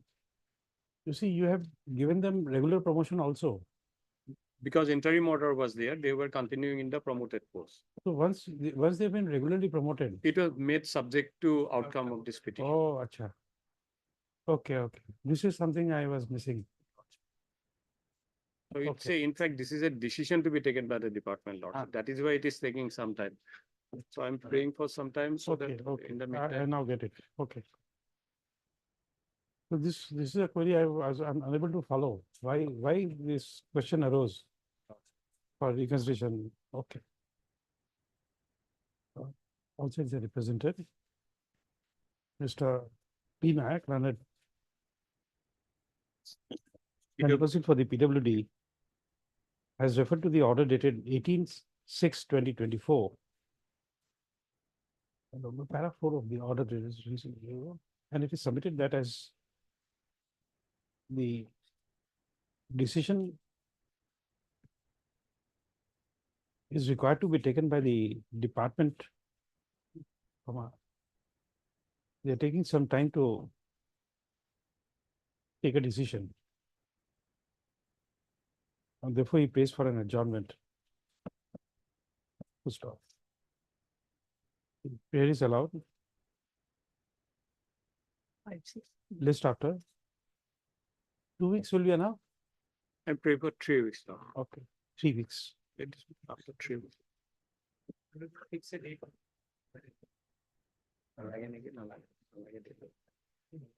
Give a date after 3 weeks. Yes, Councillor. Okay. Obliged. All right.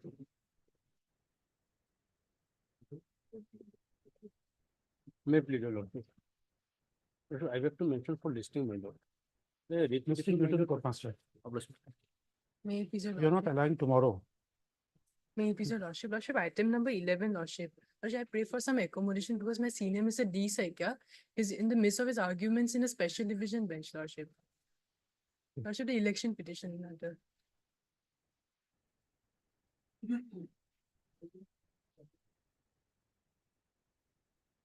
To do it next Tuesday, Lordship, Tuesday, lordship, 23rd.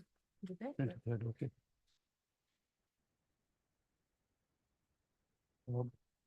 You've informed, Lordship, we have informed the other Okay. side. what says the represented on the raid made by Ms. People and counsel for the opposite party. The matter stands adjourned today. Just on 23/7/2024. Deeply voted. Supply item 12 for motion.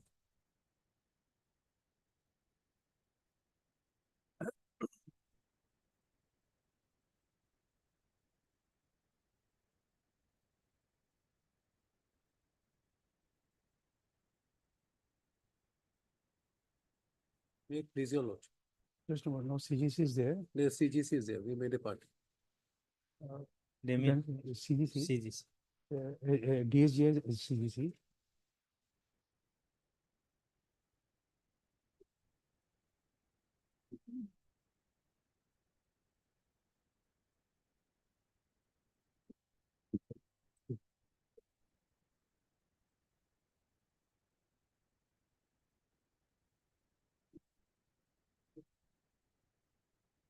Just wait. You're there. Huh? Yes, Mr. Das. Yes. Only kindly see page 34. 34. ma'am. This is the advertisement which was issued for the post of General Manager Finance, serial number 2. Lordship got it, my lord? Page Page 34. 34. 34. Yes. From Brahmaputra Valley Fertilizer Corporation Limited. Now the post was the serial number 2, General Manager Finance. Now, my lord, I participated and accordingly offer appointment was given at page 35, which is very important. Kindly see page 35. 6/4/2023, my lord. Kindly note down the date.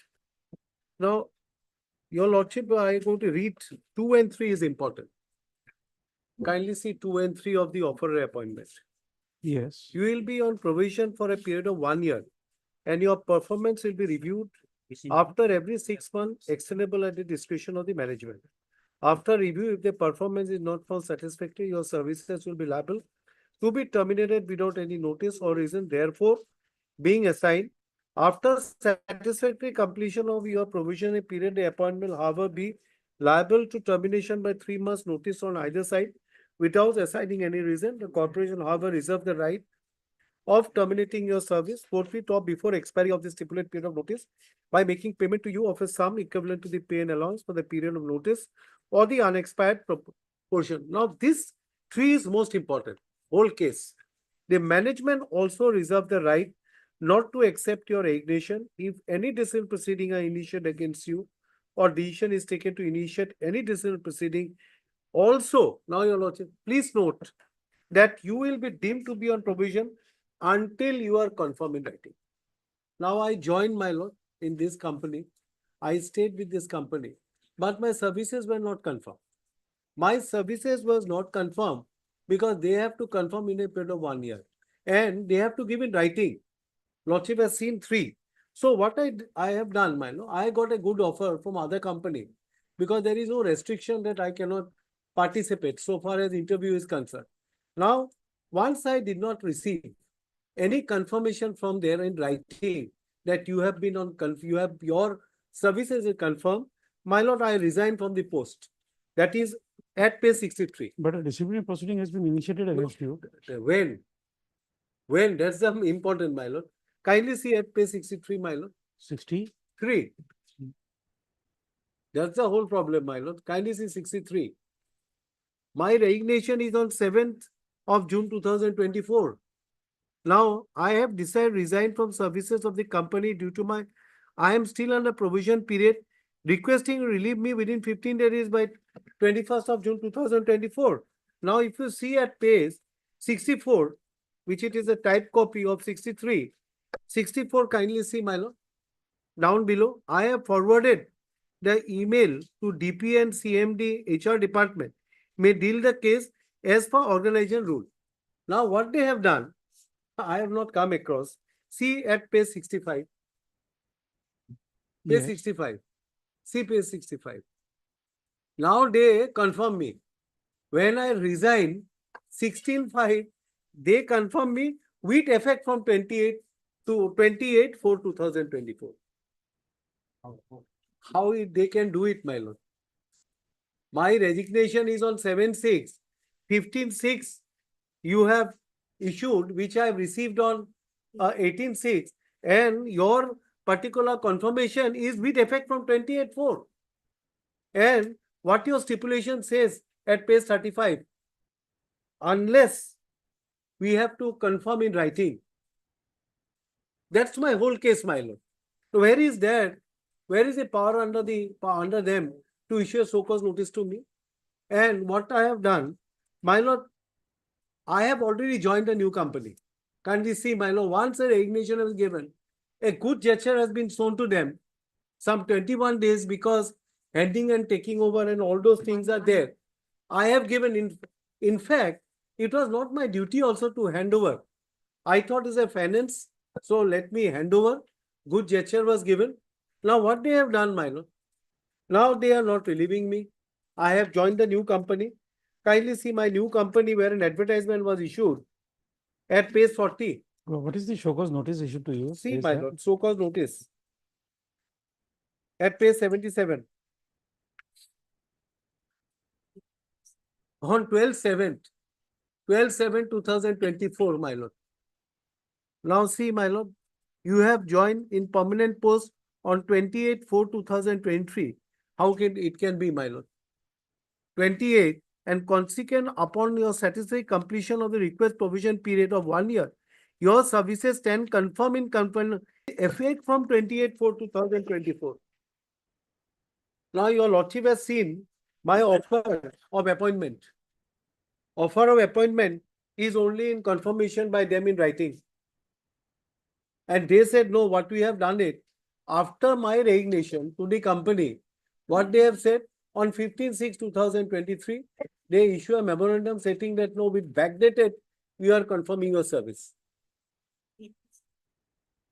And we received the communication only on 18th of June. And by the time, now I joined the new company.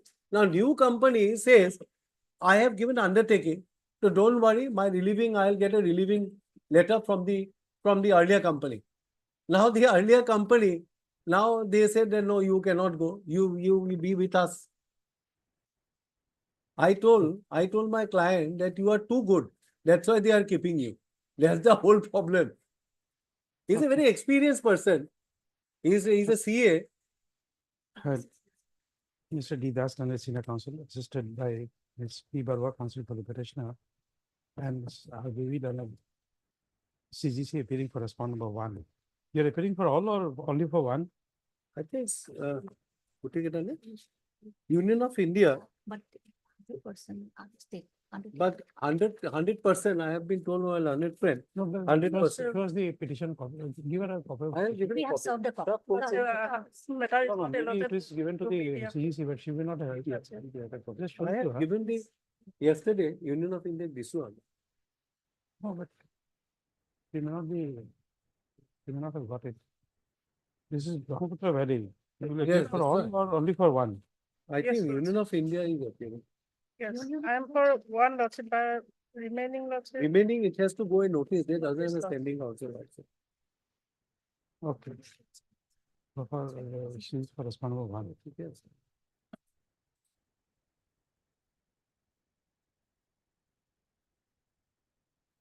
Next page.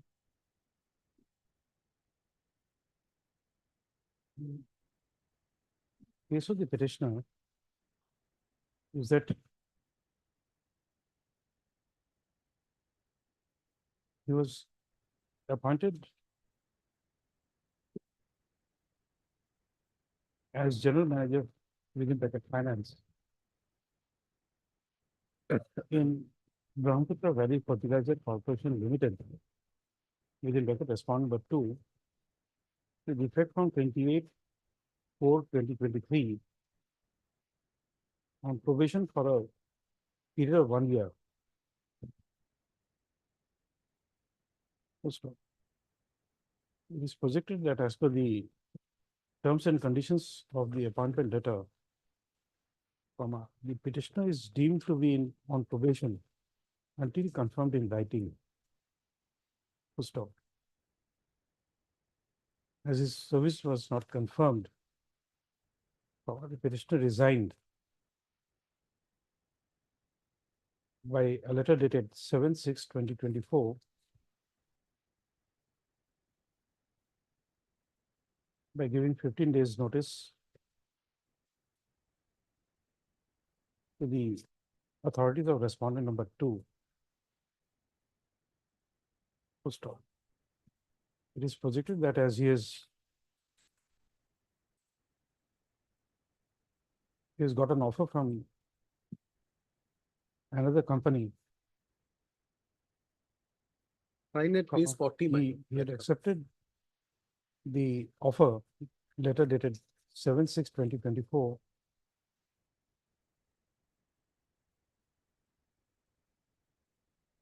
Full stop. Next, it is predicted that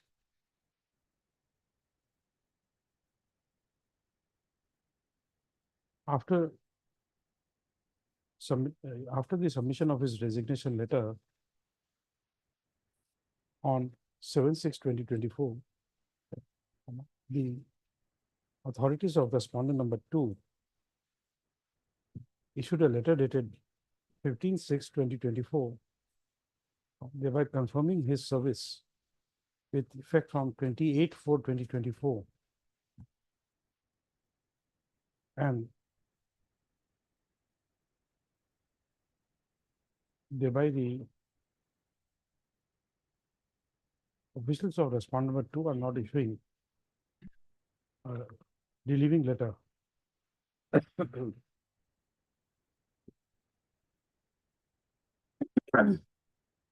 Which is creating a hindrance to the petitioner for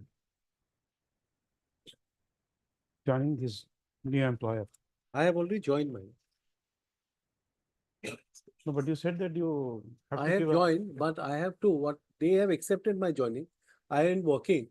They said you have to get a relieving letter. That's why I'm from- saying that's an hindrance to you. We did 1 month. That's an hindrance to you. Yes, hindrance, right. By 8th August, otherwise Right. they lose the job. Right. Hindrance to you. Hindrance as the relieving letter is required to be submitted within a month.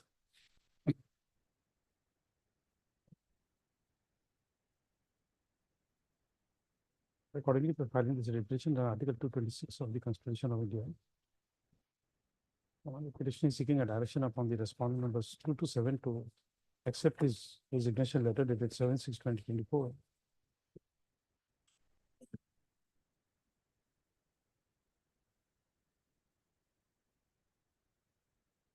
For setting aside the confirmation letter, the confirmation order dated 15/6/2024.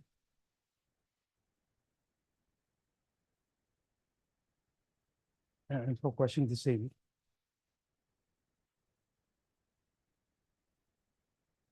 Full stop.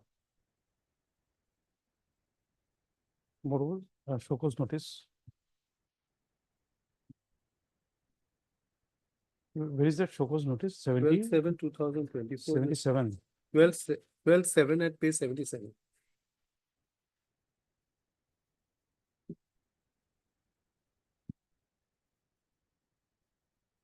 So,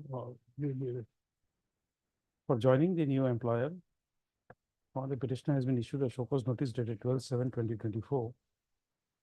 And he said proceeding is also sought to be quashed. Explanation notice of motion returnable on give a date after 5 weeks. Thanks, so.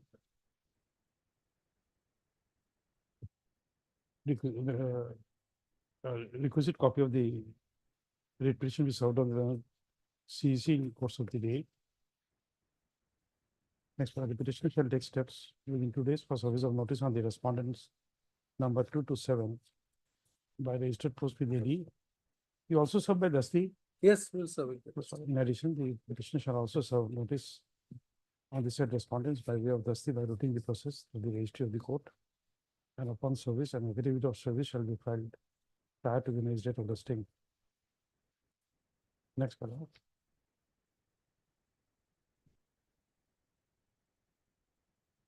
Under the circumstances as narrated above, the court is inclined to stay the proceedings arising out of show cause notice dated 12/7/2024 by the chairman cum managing director and disciplinary authority, Brahmaputra Valley Fertilizer Corporation Limited. His respondent number? His respond number Three. three, right? Three. We can take it, respond number 3. It will be next date of listing. My lord, I should not be disturbed by the No, we have stayed the proceeding. status quo. I should be continued with that company. I don't know. 1 month they have given me time. 8th August. No, it gets well, over. that- 8 that August. is- that is an order we can't pass. No, 8 August. 8 August they have given We us. can, we can stay the impugn orders. We have But we stayed. can't give a positive order for a different company who's not a party here. No, we have not made a party, of course, my lord. We can't pass any orders against, either in your favor concerning that company. The stakeholder, you should have stayed. You said we have stayed this proceeding. Stayed, Then- 21 August. 21 August. Daily list item 1 with 2 for admission.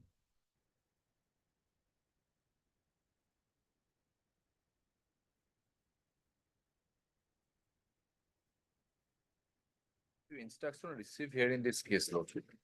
What is your instructions? Lordship, Instructions you received on the last occasion also. You were supposed to file an affidavit in opposition, but why you have not filed it? Lordship, I will find Lordship. No, but these instructions you are holding since last date, 10/6 was the last date. You said that you are holding that instructions. Lordship. You recorded your statement, Mr. D. Boral and government advocate No. submits that he has received instructions and will be filing affidavit in opposition within 3 weeks. 1 week, Lordship, I will file this. Thank you.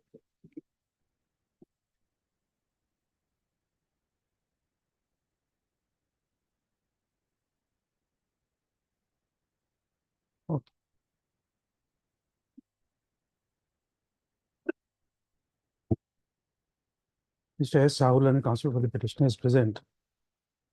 Next, Mr. J.K. Goswami and government advocate prays for some more time to file affidavit in opposition in the matter. Next, the Home and Political Department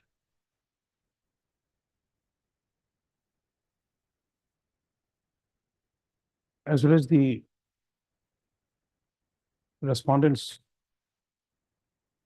are put to notice that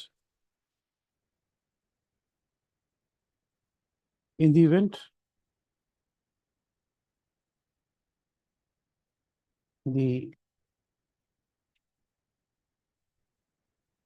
affidavit in opposition is not filed within a week's time from today,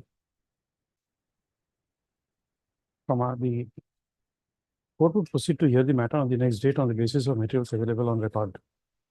Next paragraph, the learned additional senior government advocate shall transmit a downloaded copy of this order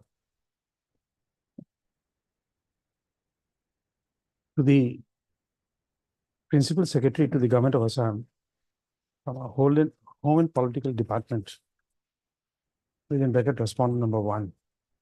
Next paragraph, the affidavit shall be filed within 31/7/2024. List on.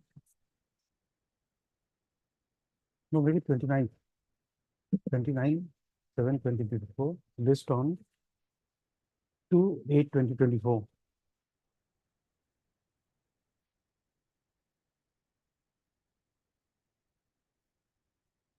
Item 3.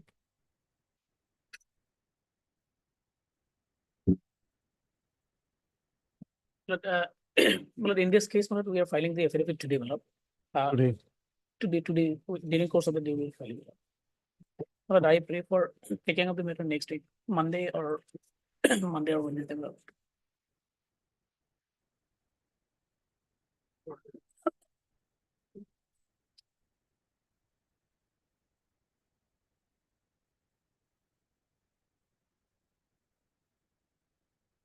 We make it 24th. Lordship. Mr. J. Patwari, counsel for the petitioner, is present.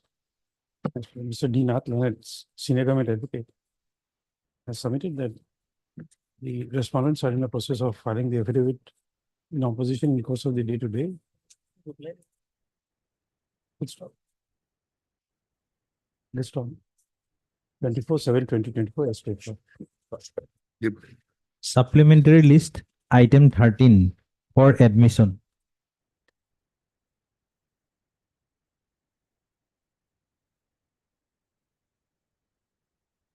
Yes. Lordship.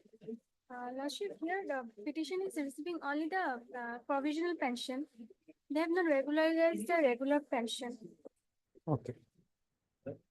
Yes. No idea. Who's the concerned department? Department. Which department?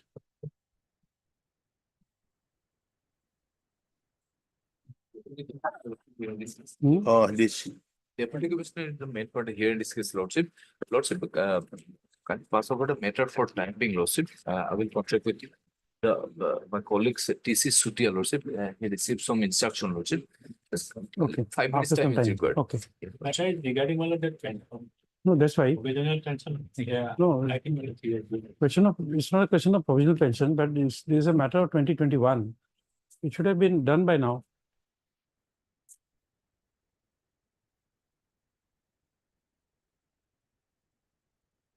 Time being, Lordship. Huh? Time being here. Timing.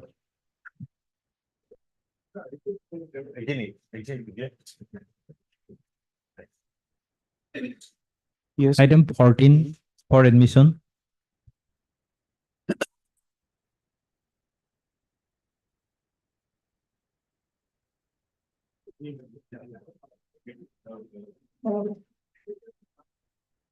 Challenge to transfer order.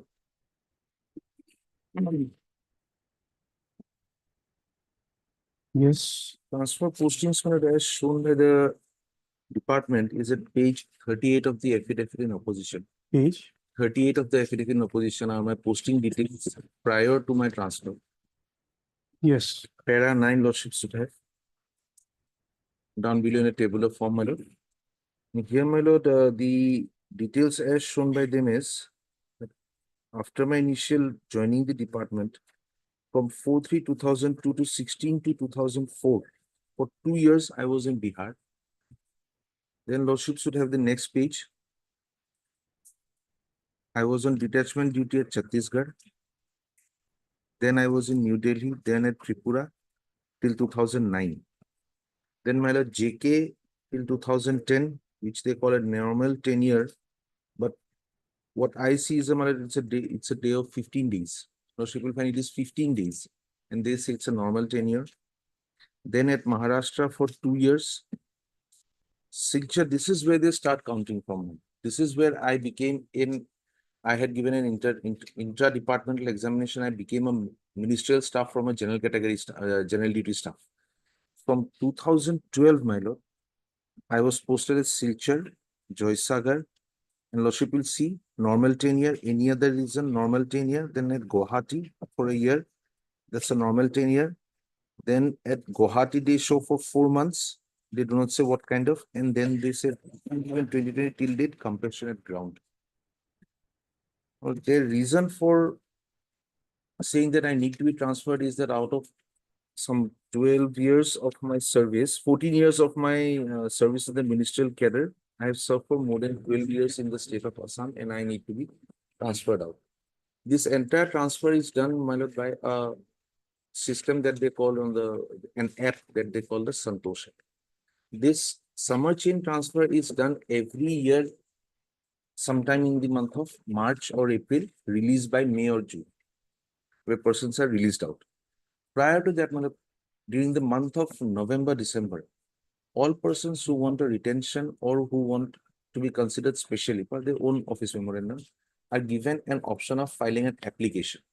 I had filed such an application, but that application was not mentioned in the petition that I have brought in by the affidavit in reply I have brought it in.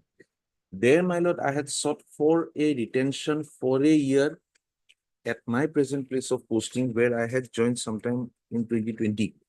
For another year, citing the grounds that my wife was undergoing infertility treatment and was in an advanced stage of pregnancy, and my 80-year-old father could not be taken care of because I do not have a mother staying with me. So if I leave them, it will be difficult to take care of them. And where I am going, it will be difficult again to arrange for accommodation and keep my family or my father with me. Now, Lordship would have the transfer order which was issued. That representation which I had made in the month of December, well, it went unanswered. And now, my lord, at page 12 of the repetition,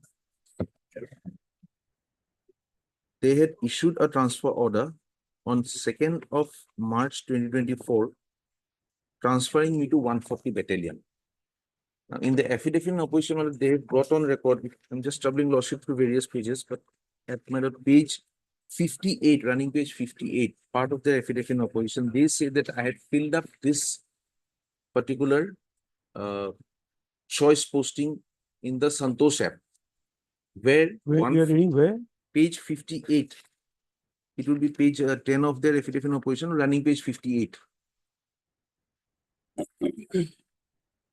Page 58. My lord, Lordship sees a chart type of a thing, my lord. There, Lordship will find my choice posting at 2 is 140 battalion. These were the 25 choices I had given in the app in the month of January. And at choice position number 2 is 140 battalion. And by the transfer order at page 12 of the repetition, they have given me 140 battalion. Prior to that, I had asked for a retention that went unanswered.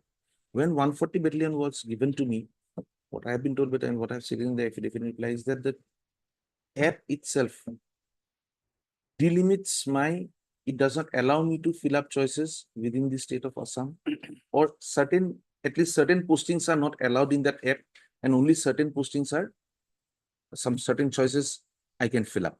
Certain choices are itself barred because it's an app.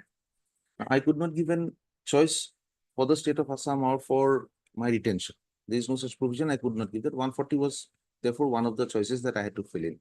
They gave me 140 and then I made a representation. Lordship will find on the next page, from page 13 onwards. That representation was dated 4th of March 2024. Where, my lord, again, I said that due to my family problem and everything, my wife is presently pregnant and it is difficult for me to go. Kindly reconsider me. At page 15, Lordship would find I had again requested for around 5 different postings, though all were in and around Silchar, because that is where my father and my wife are presently staying. This Lordship, then Lordship would find at page 18 and 19 and 20 are 3 different medical certificates of my wife, which relate to the Lordship would find at page 20. My wife was required to be admitted on 25/3/2024 and continue further treatment after delivery up to 1 year. Family support is what the doctor then said. This was rejected by page 21 on 20th/3/2024 with one remark saying rejected. Prima gravida is, my lord, a term which is used for the first pregnancy that a woman has. And the other part where it is said that she's suffering from deep vein thrombosis is the word, madam. Deep vein thrombosis is what she was suffering from. That lordship would find it page 23.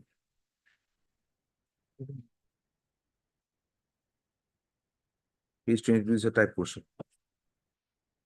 DVT is a deep vein thrombosis. In primary gravida, as I saw it, madam, was the first time pregnancy. And it is that point of time I had approached before this honorable court.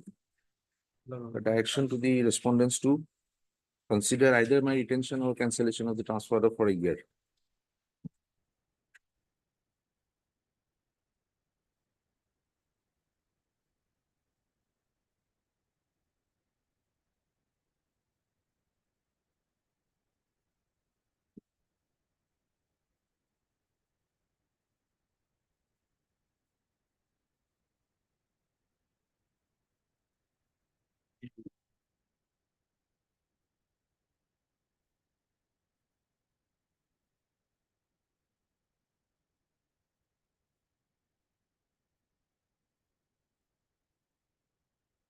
Yes.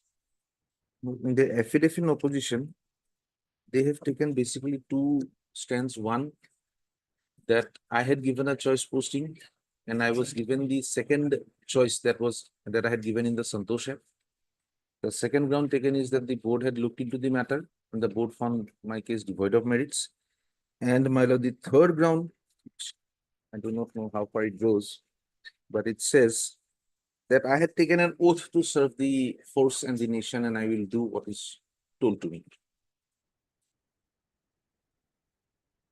And one of the grounds taken is that there are hospitals available at my place of location and where I can get my wife and my father treated. In the affidavit in reply, my lord, I have stated the hospitals that they have named in the location to which I have been posted. The minimum distance is 80 kilometers. Whatever route I take, an 80-kilometer distance. They do not have a hospital or a medical facility at the location where I am posted. It is their affidavit. It is my reply. They have named two hospitals.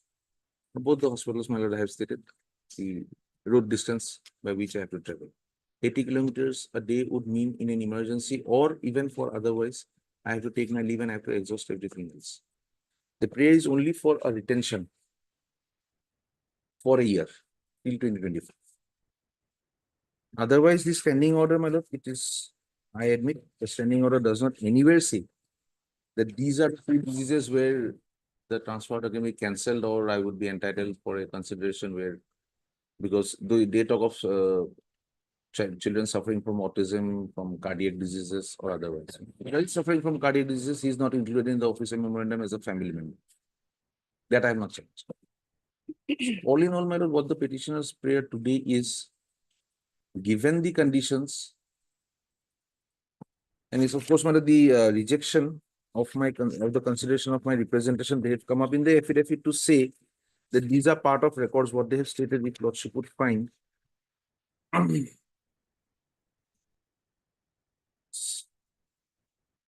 At page 34, my lord, or 11 of their affidavit in opposition, they have stated 4 grounds on which they say my representation was rejected and they have been stated to be matters of record. If the board has actually come to this conclusion, then perhaps my right to be retained in the present posting may not be there, but the compassionate consideration. I may be a member of the force, but yet I remain a human. I have human problems. In this matter, if they show that from that, it is from records that the statements in paragraph Roman 7 of para 5 are actually findings of the board on file. Because the person signing the affidavit is not a member of the board. That appears, I don't know. It's the DIG and the board has to consist of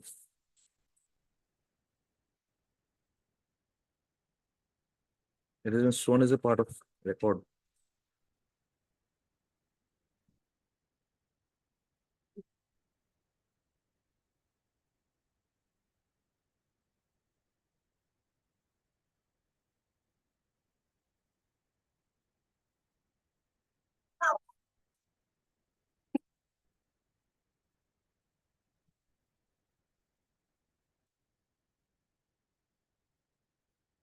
Otherwise, SC section, I'm allowed to. But by now, your The delivery part is over. child is born. The child is born. The medical certificate, I did not ask for a fresh one, but the medical certificate of April, they say that at least a period of 6 months observation should have been there. The child being born in April, 6 months should come up to No, but nowadays you have the facility, there's a childcare benefit is even a father can avail. I had advised him that in fact the mother is also working. I have given him a WhatsApp message, you be prepared for childcare leave of your mother. That aspect always is there. But then to serve and father, I do not know. Father ka hai childcare leave? Is the father childcare leave there for central government for fathers? Can they avail childcare leave? No, not for fathers. Fathers cannot leave. Not for the leave. The childcare leave cannot come for the father. No, it can't. It can't. For 15 days. Huh? Paternity leave option is there. Unless you can show that with the growing of age, he has become a child. It's a child care leave is what they call it. No, I don't know. I just know to pass some loose remarks. Man is the father of child. That is what we have learned. Of course, child is the father of man. Child is the father. Father of man. So therefore, child can leave. I don't know if that proverb is correct. And perhaps child can get. But that's all I think. That is another. Close the matter. Only if Lordship allows or gives an observation that my present status of the wife or the father can be taken into consideration by them once again. If they can take into consideration the condition You of my submit wife and my father, subsequent representation. I'll submit a subsequent representation. You can submit a representation. Your authorities will take a decision. Once it was rejected, that I. My lord, in that case, the representation submitted by the petitioner on 5th December 2010 was considered during summer change transfer itself. No, And that's okay, but you can still always But consider in that case, sir, he is only suspect. The wife of the petitioner is only suspected case of the DVT, No, no, and no. he is. You don't take a decision. Let the authorities take a decision. Let him submit. He'll go and join in transfer. But Sir, he has the our right to authorities submit a have already, representation. sir, by means of when he submitted a representation after summer change transfer, a board headed by IG at directorate level has already decided the same. There is no merit in his case. He has already enjoyed the service of 11 Is there years. any bar to reconsider a fresh representation? Is there a bar in under your rules? The second representation can't be but made. sir, all transfers have been already transferred to the person already. I'm not asking that. My question is specific. Does your rule bar a second representation to be entertained? No, sir. Then let the authorities take a decision. Why But you are sir, taking a decision? But sir, already, sir, his representation was That's okay. decided, sir. You see, you're not the Inspector General.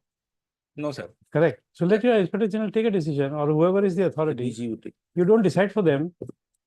But sir, all his grounds was considered during deciding his representation, sir. His wife is only Your suspected senior case. officer does not know how to read and write. He does not know. Somebody has to guide him, or he knows how to read and write. If he knows how to read and write, let him take a decision. Sir, He'll submit a this representation. will hamper the administration of the unit where he got transferred. Oh, your So, officer is so. No, then we quash your. Then we'll quash your transfer order. You see, if by disposing of a representation, your administration is hampered, we take an exception to it. Let your officer not work. Then we quash it. If your officer is having so much of trouble in writing and disposing of a representation, if that is the conduct of your officer, if writing of one letter affects the administration, then we are sorry for the department. You get a good officer who can write more than one letter in a day. But sir, all his grounds have already been considered. Don't say that. Your officer must work.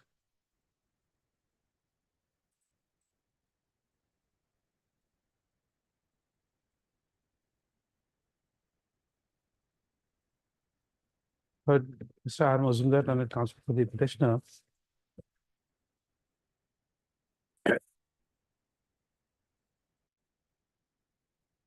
As well as continue at 2 because Mr. Mazumdar will continue at 2.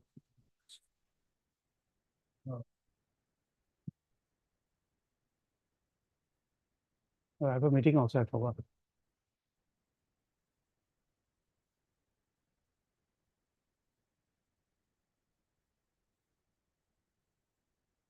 CBC.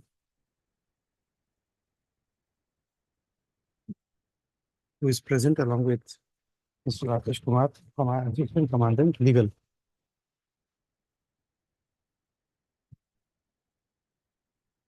Next para. By filing this writ petition in Article 226 of the Constitution of India, the petitioner has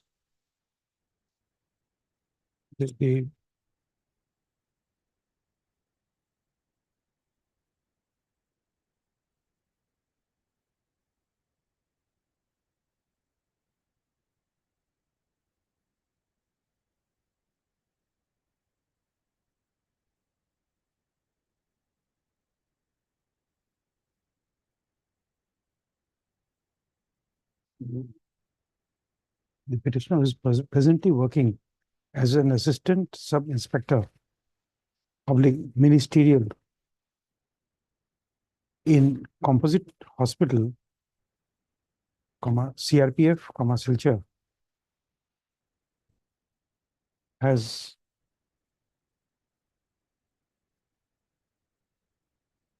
prayed for a direction among the respondent authorities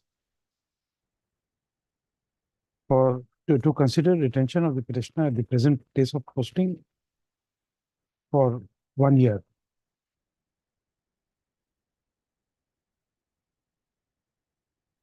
Stop. Next paragraph. The petitioner projects that on 2/3/2024, the competent authority of the respondents had issued a transfer order, capital SCT 2024, by which the petitioner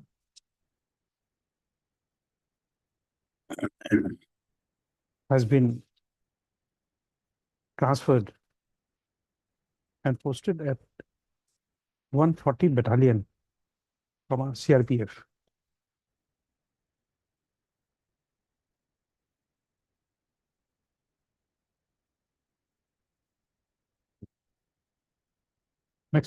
Next paragraph. The learned counsel for the petitioner has submitted that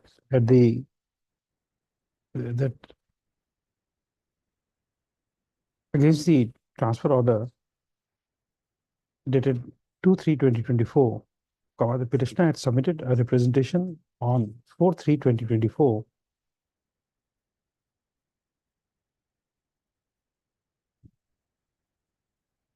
to the respondent authorities for reconsidering his transfer and to allow him to be retained in Silchar for a year, on the ground that his wife was pregnant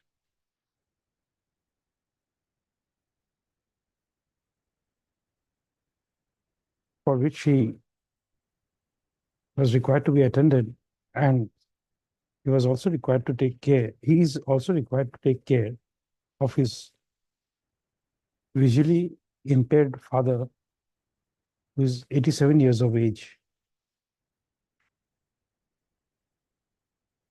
It is submitted that by passage of time, the petitioner is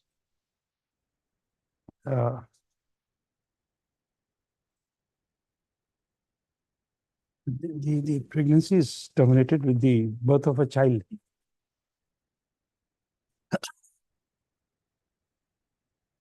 However,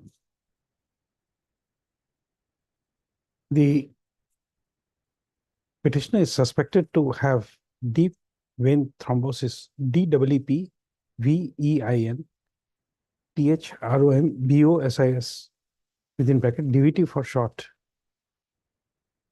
And that she is required to be under supervision for next 6 months. Full stop.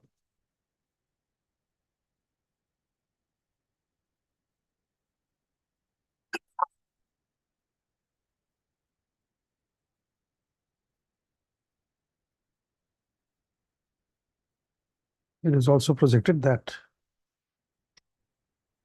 the petitioner is in service of the force since 2002. And this is the first occasion in 22 years of service that he's praying for his retention in Silchar for a year.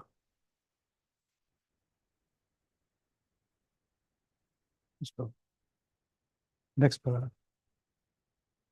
The challenge to the transfer is opposed by the respondents by filing an affidavit in opposition.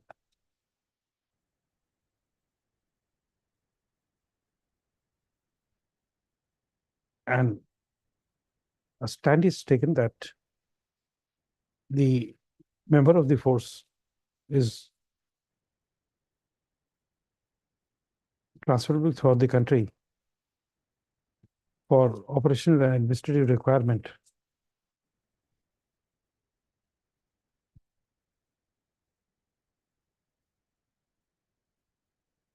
Sorry, just before that you write, before this you write, the learned counsel for the petitioner has also submitted that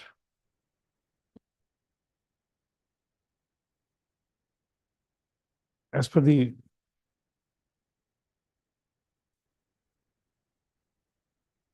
standing orders issued by the CRPF, comma,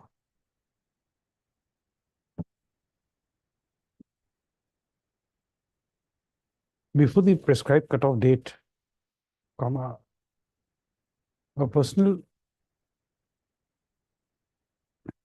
has to provide how many choices? 25 choices. Is given an option to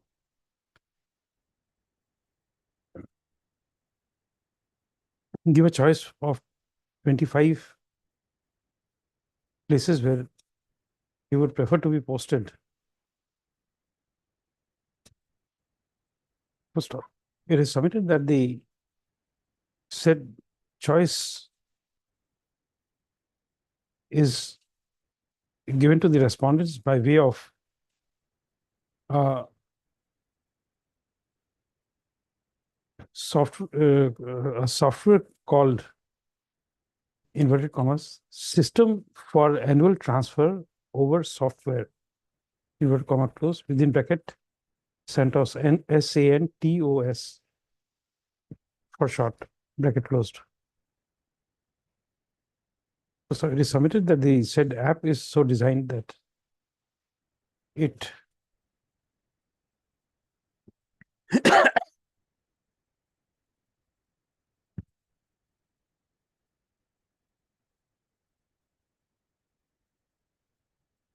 provides a limited option to the personnel, and therefore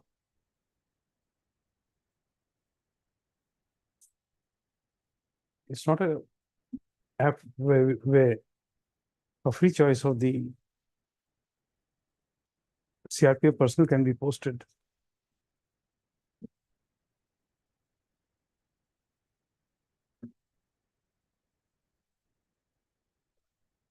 On instructions, the land council for the petitioner has submitted that the software is so designed that if a CRPF personnel has served in a particular unit, comma, the reposting to the said unit may not be permissible. Then you come to that. So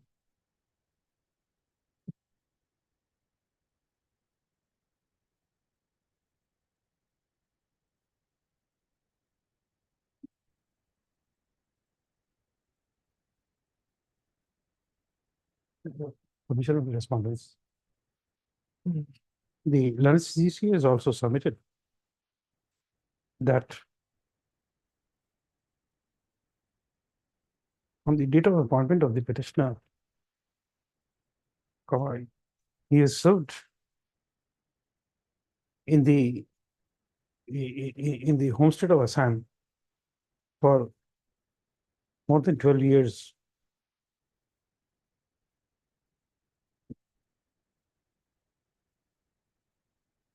Having served at Silchar between 21/5/2012, page 39, huh? Right.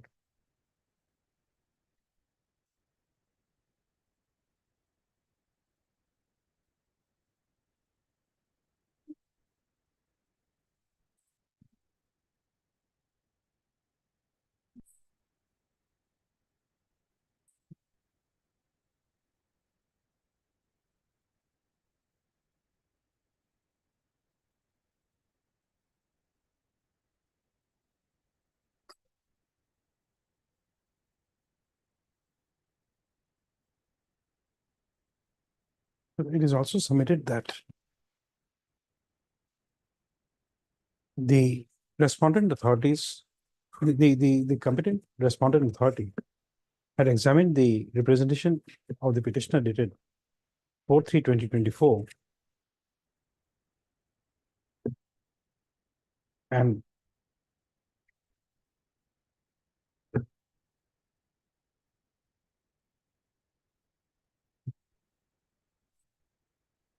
on due consideration of all the materials, the prayer for retention at Silchar was rejected.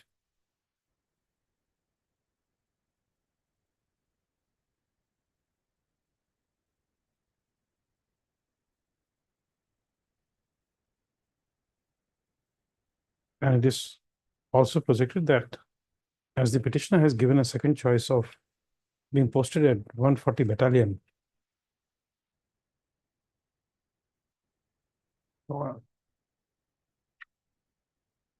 the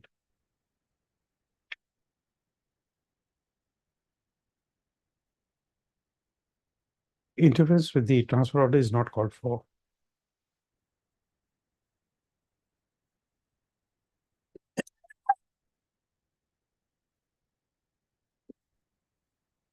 Next, the learned CEC has also submitted that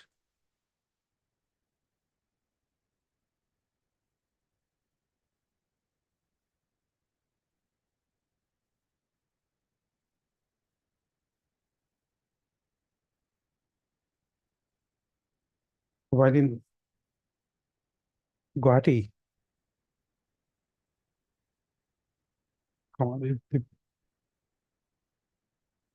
the wife of the petitioner did not avail the medical facilities of the government hospital,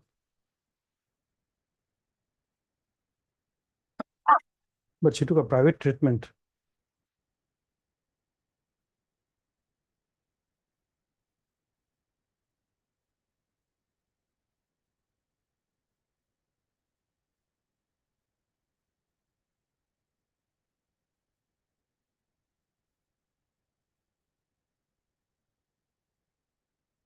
Yes, where is your stand that in the place where the petitioner is posted, there are two hospitals? Where is that?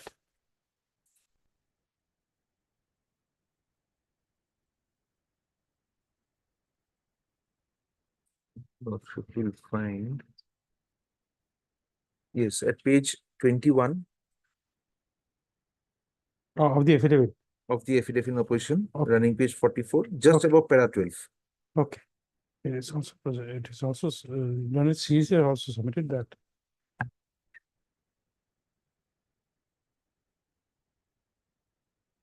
the place where the petitioner is posted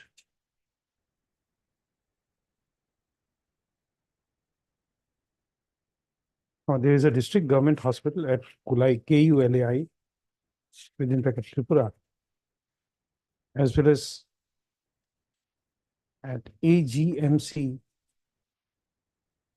What is AGMC full form? Huh? Government Medical College. Achha, it's Agartala Government Medical College, Agartala.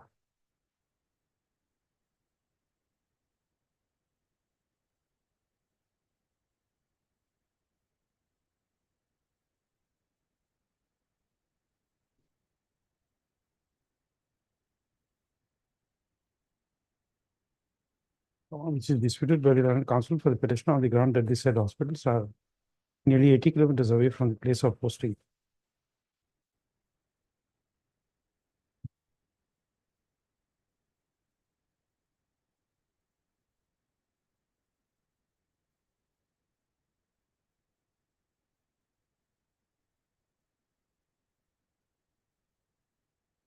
The website of the Kulai Hospital, the Kulai Medical College, the Kulai District Hospital specifically says the website at least says there are no provisions. There are no provisions to, they do not have facilities to deal with obstetrics and gynecology in the district hospital. Now obstetrics is no longer required. Now it's only other matters. Yeah.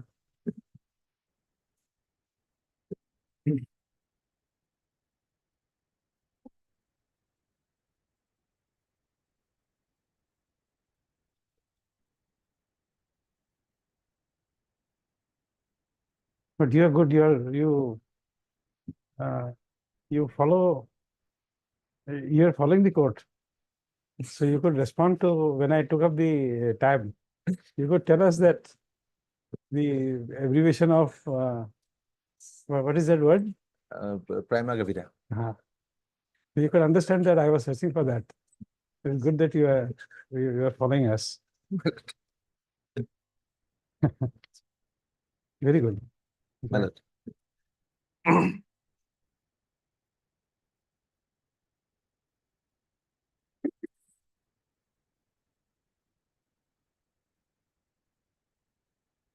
To start with the permission of the court, the assistant commandant legal has submitted that if a chain of transfer is broken, it would lead to many administrative issues in the establishment.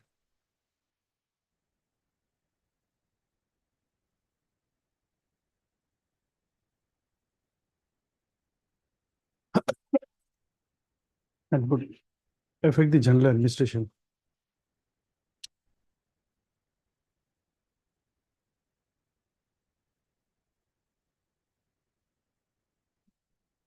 Next paragraph. Consider the submissions on both sides and also peruse the materials on record. Next paragraph.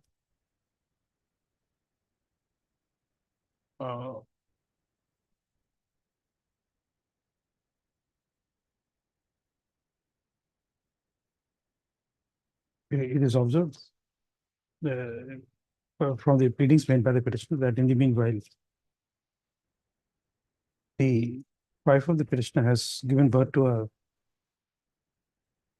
child. So far as the wife is concerned, there is no immediate medical emergency. Full stop. Insofar as the disease of DVT is concerned, it is not yet a diagnosed condition, but the petitioner was, the wife of the petitioner was merely suspected of having the DVT disorder.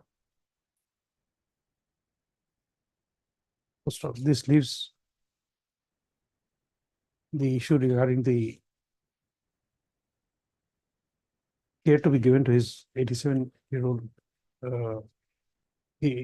his father, who is 87 years of age. Full stop. In this regard, the court is of the considered opinion that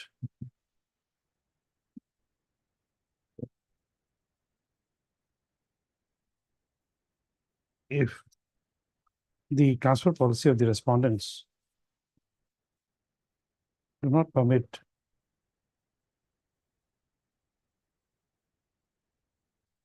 the retention of the CRPF personnel at a particular station on the ground of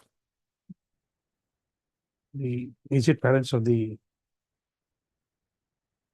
on the ground to enable the force personnel of CRPF to take care of the aged parents. The court will be slow to interfere with the transfer on said ground, which is not covered by the policy of the respondents.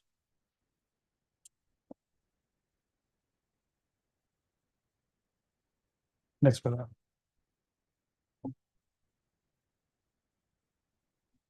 The Supreme Court of India in the case of S.C. Saxena. Take that citation, S.C. Saxena.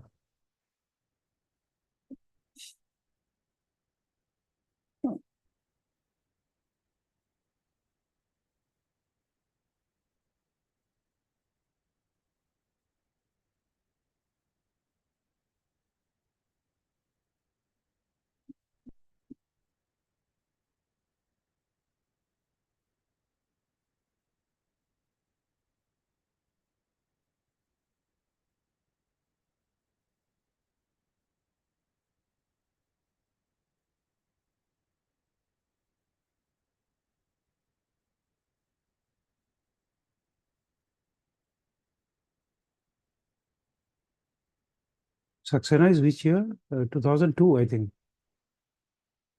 S.C. Saxena. I'll just give the citation. Oh, yes, we got it. 2006. Pass it on. 2006, 9 SCC 583. Also, another thing, he has a brother also, that's for his service. No, we are not on that. What my brother will do, I don't have a control. No, that's different.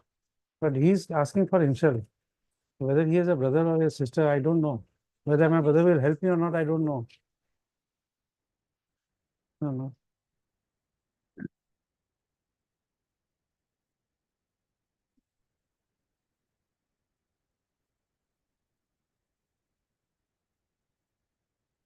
This is paragraph 12. Yeah, same.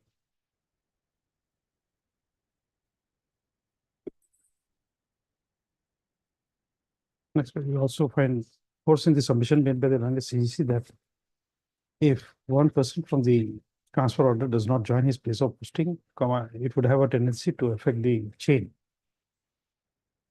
which is not in public interest.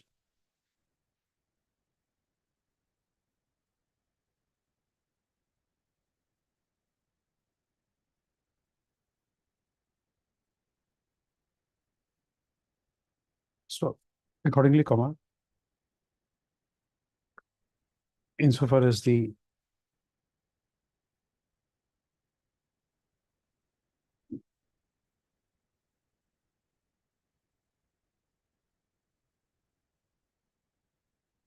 order of the transfer of the petitioner bearing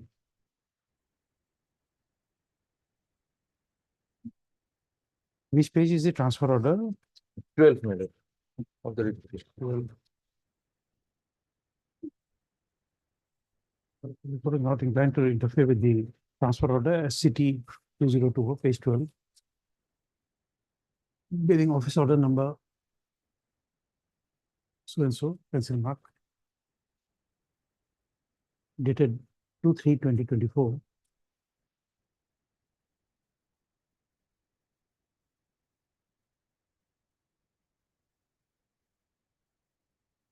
Next, nonetheless, notwithstanding that the representation of the petitioner, which was submitted on when was it? 5/4/2010. 5/3/2024. 5/3/2024,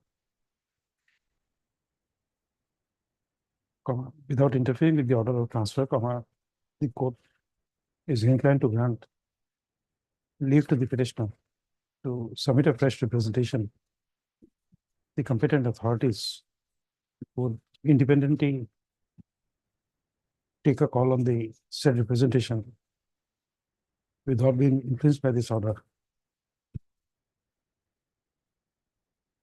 Next, accordingly, with liberty to the petitioner to submit a fresh representation, the challenge to the transfer order referred above is negated and the petition is dismissed. A pleasure. To the other members of the bar, I have to rise. I have to go out. I will not be taking up any other matter. Mr. Islam.